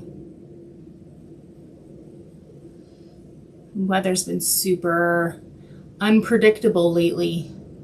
But also the last like 4 or 5 days, it feels like we've had like really nasty wind, as you guys can hear in the background. This room gets ridiculously hot, so I need to have some sort of fresh air, and it's going to affect the sound quality of these videos.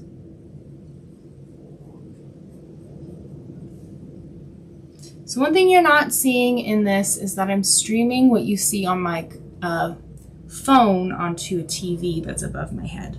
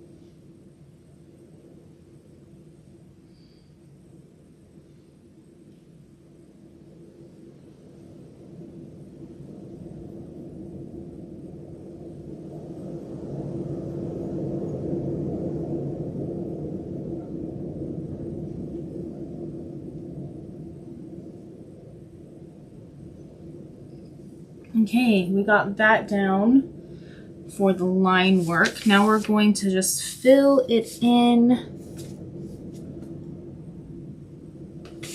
with some gray to start, very lightly. There's also a lot of dark red in this from just the highlights. We are going to start with a gray for a nice base. I'm doing light pressure and circular motions, very tight circular motion so it can be a little bit more solid. Keeping within those lines. We don't want to have like a blended look. We want it to be nice and solid.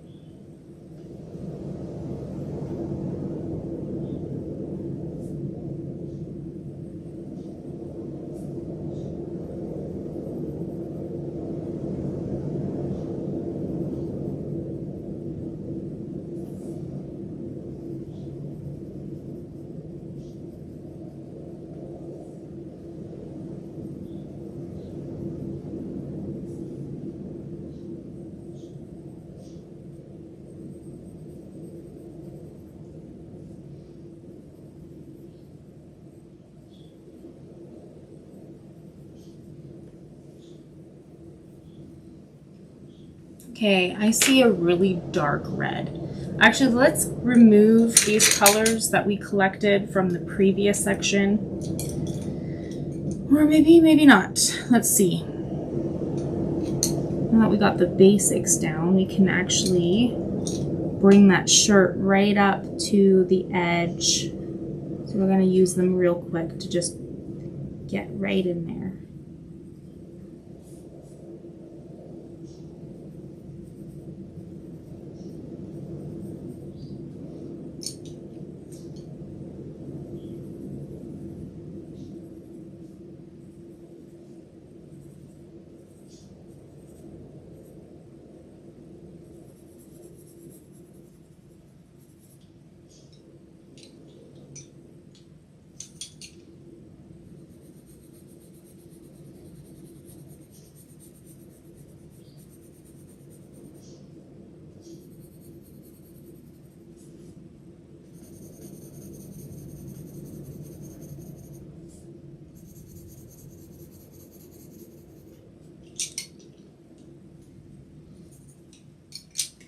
I'm taking that really light blue.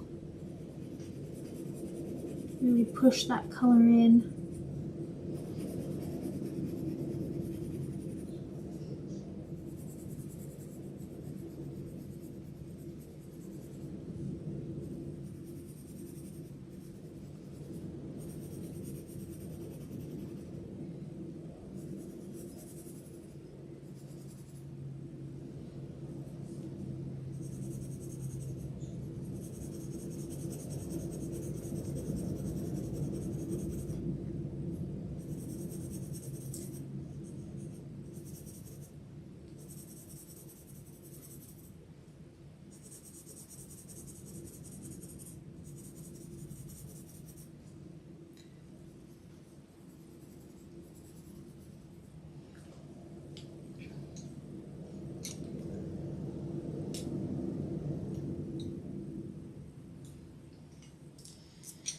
Okay, now we can put these colors away so that we can start collecting new colors. Okay.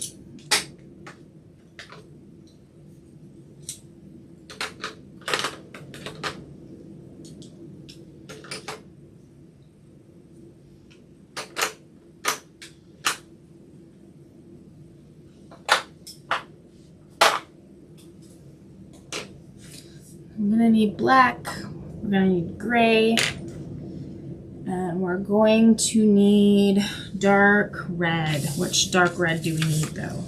We need the dark red that's in here. It kind of looks like that. Maybe almost orange now that I'm looking at it.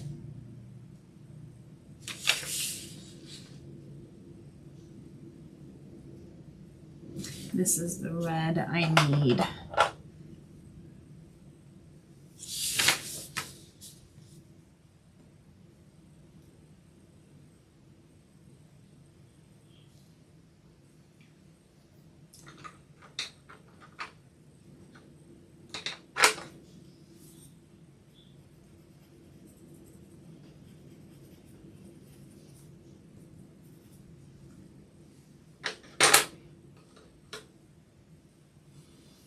Okay, turning on the strobe and turning up the opacity to its fullest.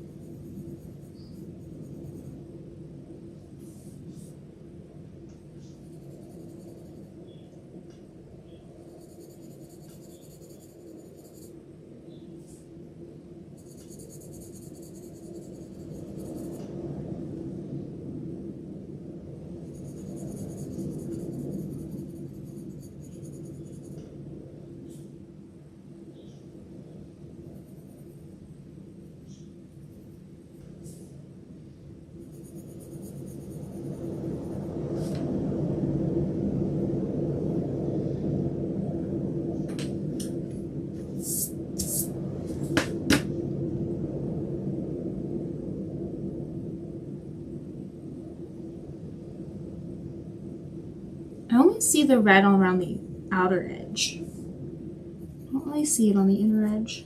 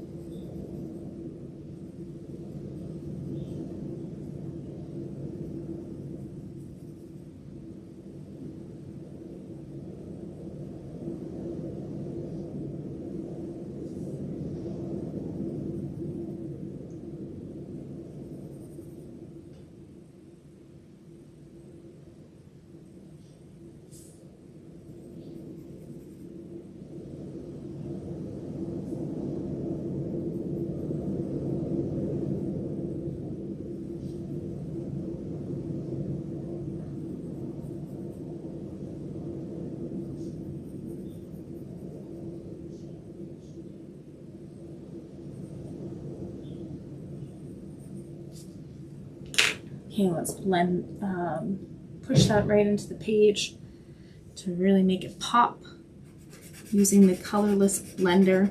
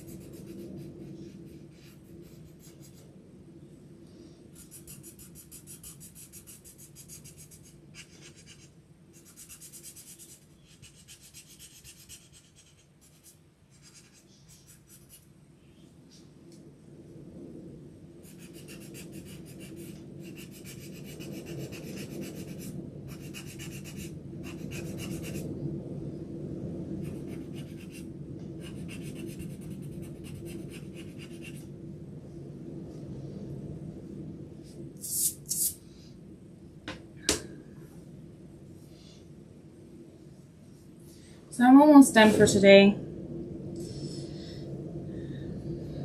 I'm gonna stay on for like another 15-20 minutes or so.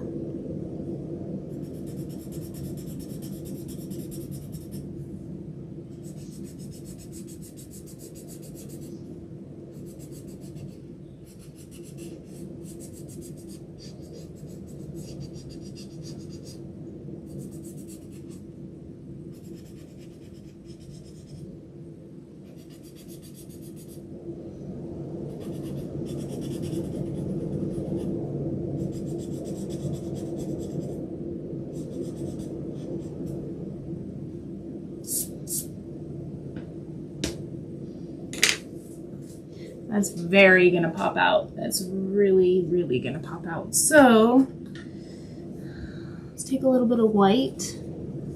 Just bring out some of those lighter areas a bit more to make it look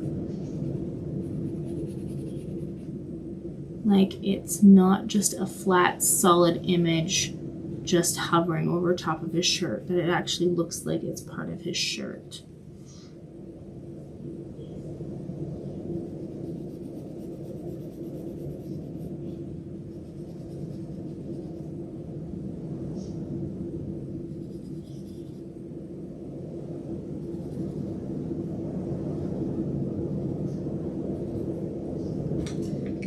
That give it a little bit more dimension. Okay, next is the yellow. We're gonna do the yellow first. So let's see, what is the lightest yellow? What is the lightest yellow that we see? It's actually the pretty vivid one that we have. Now this is gonna be a little tricky because yellow mixed with black turns green.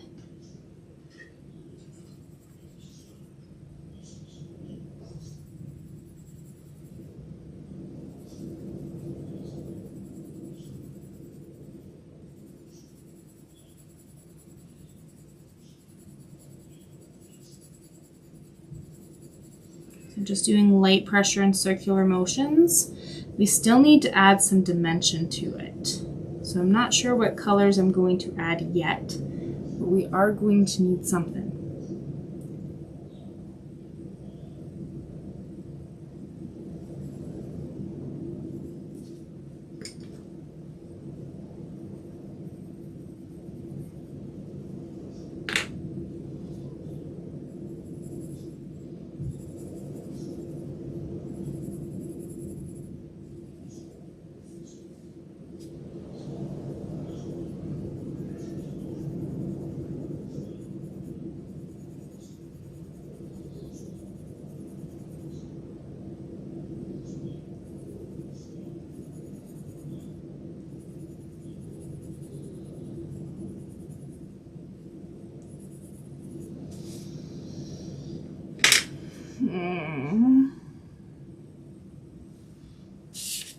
What do we need?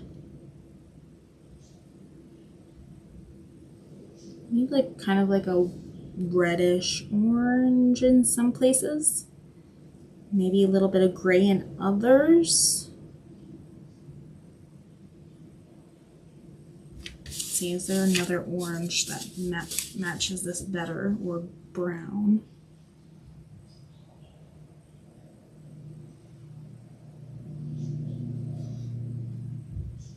I think it's this one that would work best for some sections, like right in here. So light pressure and circular motions.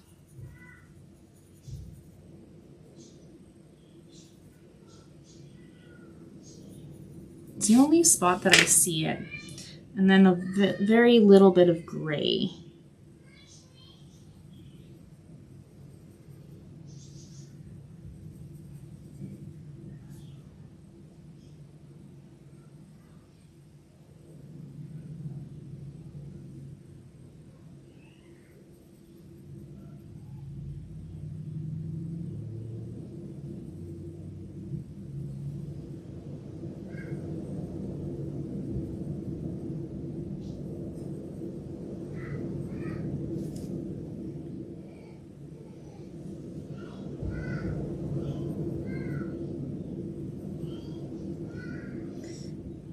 And I think I'm gonna go over it again with that bright yellow.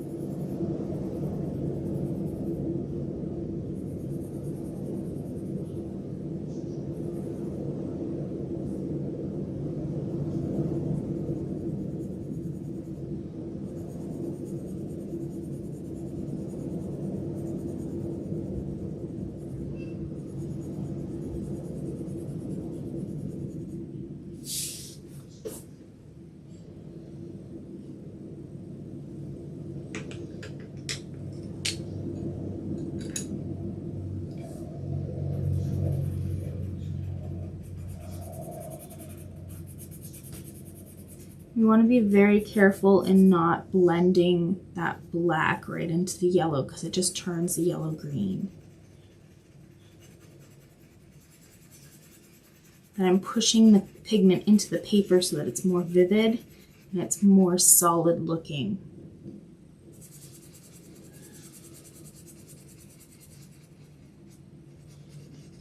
So what I'm going to do is I'm going to just go as close to the edge as possible, but not quite touching the edge, all the way around the inside, and then I'm going to follow the direction of the line so that we don't get any like green marks that aren't supposed to be there. But it does get that nice solid look around there too.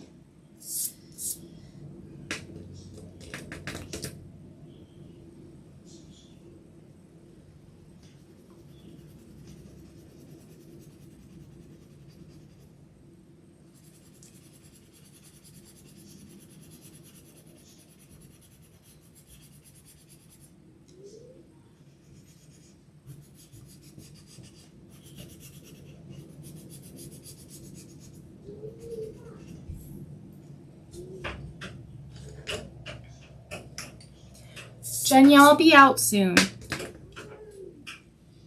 I know you want to hang out with me. You'll have all evening with me, okay?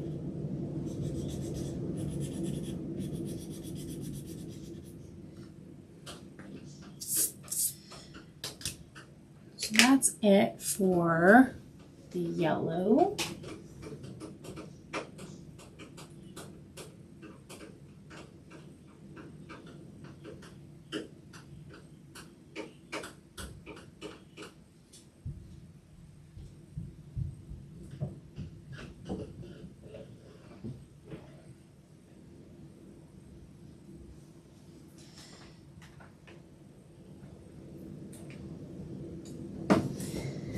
And now let's find the brightest red that we can see.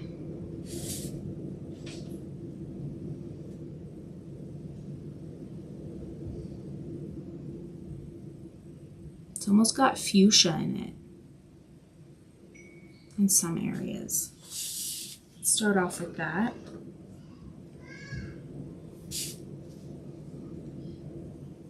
So light, pressure, and circular motions. I'm only going to put this on where I see it. It's only in the highlighted areas that I see this bright fuchsia.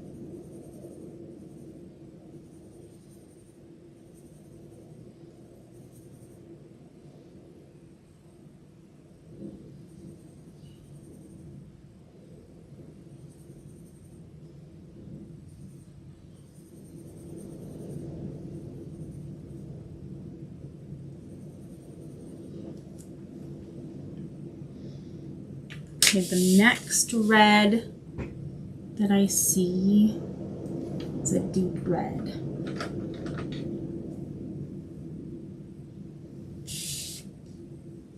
And this is kind of all over the place, so we can just fill it all in.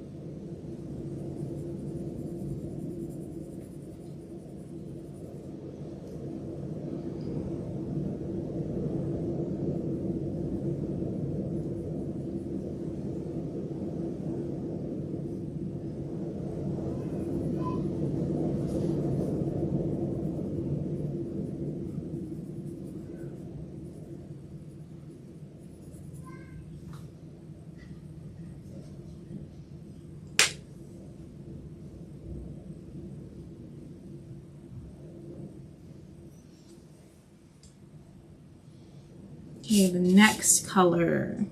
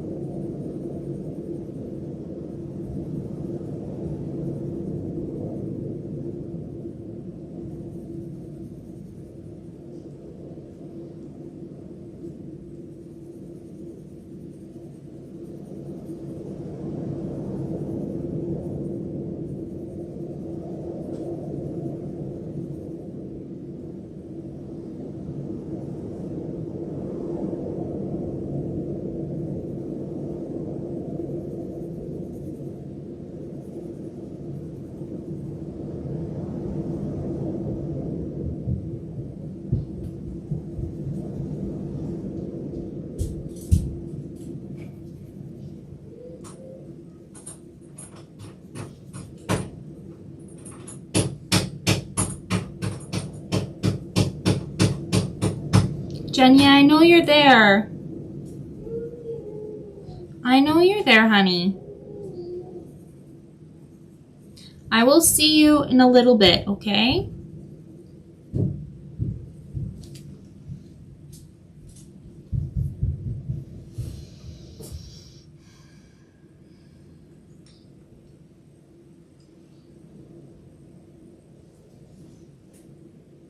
I think I just want to add this dark red all over.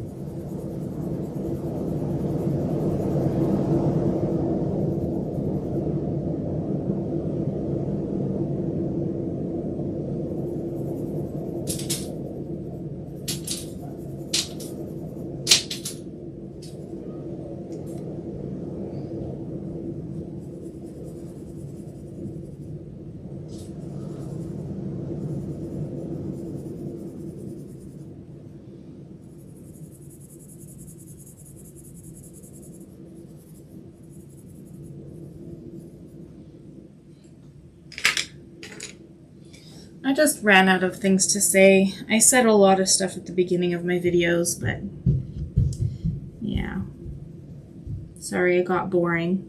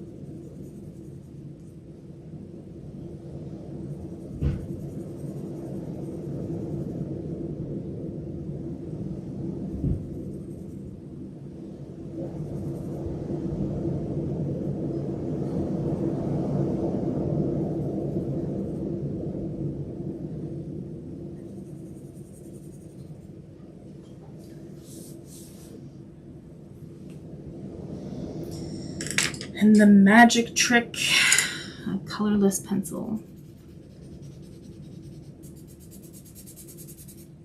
I'm just going to go around the edges, going back and forth so that we don't blend into those lines, because we want to have those nice sharp lines.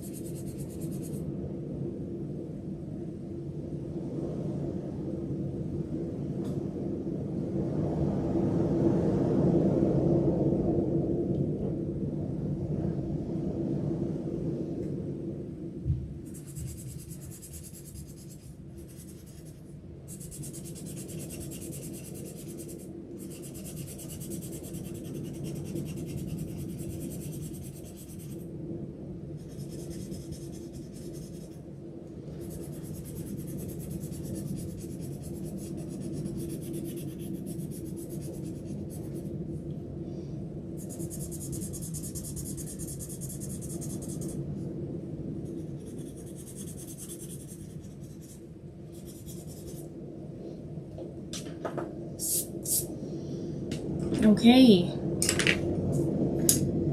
What do you guys think? Let's look at it from this view. You can see it flash back and forth. Looks pretty good. I feel like the shirt could have been a little darker, but this view looks pretty good from here too, and from the top view. Now,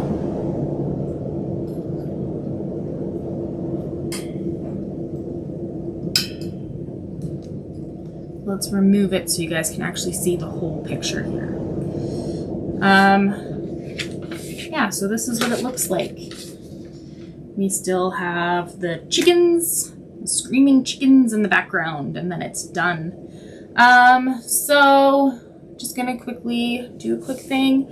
My name's Charity Lowe. You can see that I'm a portrait artist, but I work for the Vinci Eye App, which is the app that I have. So I'll do more than just portrait work. I'll do a wide variety of things because I gotta keep the advertisements and the tutorials interesting. So you might see anything from wood burning, stained glass painting, fabric painting, cookie decorating, window paintings, different mediums like soft pastels, watercolors, acrylics, pens, and so on. The wide range of things that I can do will continue to grow because there's going to be more things that the Vinci Eye App wants me to do. I do accept commissions, but those are only for photorealistic portraits. I have prices for different budgets. You can get a portrait done for free. For you to qualify for a free drawing, it will be 11 by 14 inch, colored or black and white in pencil. If I can make it into a live lesson for the Vinci Eye App YouTube channel that I'm on every Friday, then you can have it for free. If you allow me to film footage of me creating the piece for a tutorial or an advertisement, then you can have 65% off. All prices are based on the size, so it's straight up prices, but those straight up prices, but those are based off of how much I make from the Vinci Eye App and the average in which I can create that size of a drawing. The reasoning for that price is because all of the artwork that I do has to be in my 9 to 5 time frame. I do not have any extra hours to put into the work, so into drawing for you. So if I can get it done for the Vinci Eye App, that's great. If not, then I have to stop working for the Vinci Eye App to make your portrait. And then if you're an artist, join me in my Vinci Eye App's live videos, so you can learn some tips and tricks from there. And I will actually be continuing to talk throughout the whole thing. This one I kind of just, nobody was talking to me, and I just didn't want to feel repetitive today, but in those other videos I do, just so that you are aware of what I'm doing and why I'm doing it. And then also, if you want to try the Vinci Eye App for free, I have promo codes for the iOS, so you can try it for free for a year. Just send me a message. The best way to contact me is through my Facebook page or Instagram, and then you can also send me messages on TikTok as well. Android is currently free as is. It does have a few ads for some features. It's only a temporary thing because they just want to have quite a few people giving their honest reviews on the App Store. So now is a good time to try it. And that plus my live lessons on their channel, you will know how to use the app like a pro. So thank you again for all the support. I know it's been pretty slow today, and it has been slow for a while, but I still appreciate the people who show up anyways. And yeah, you guys have a wonderful day.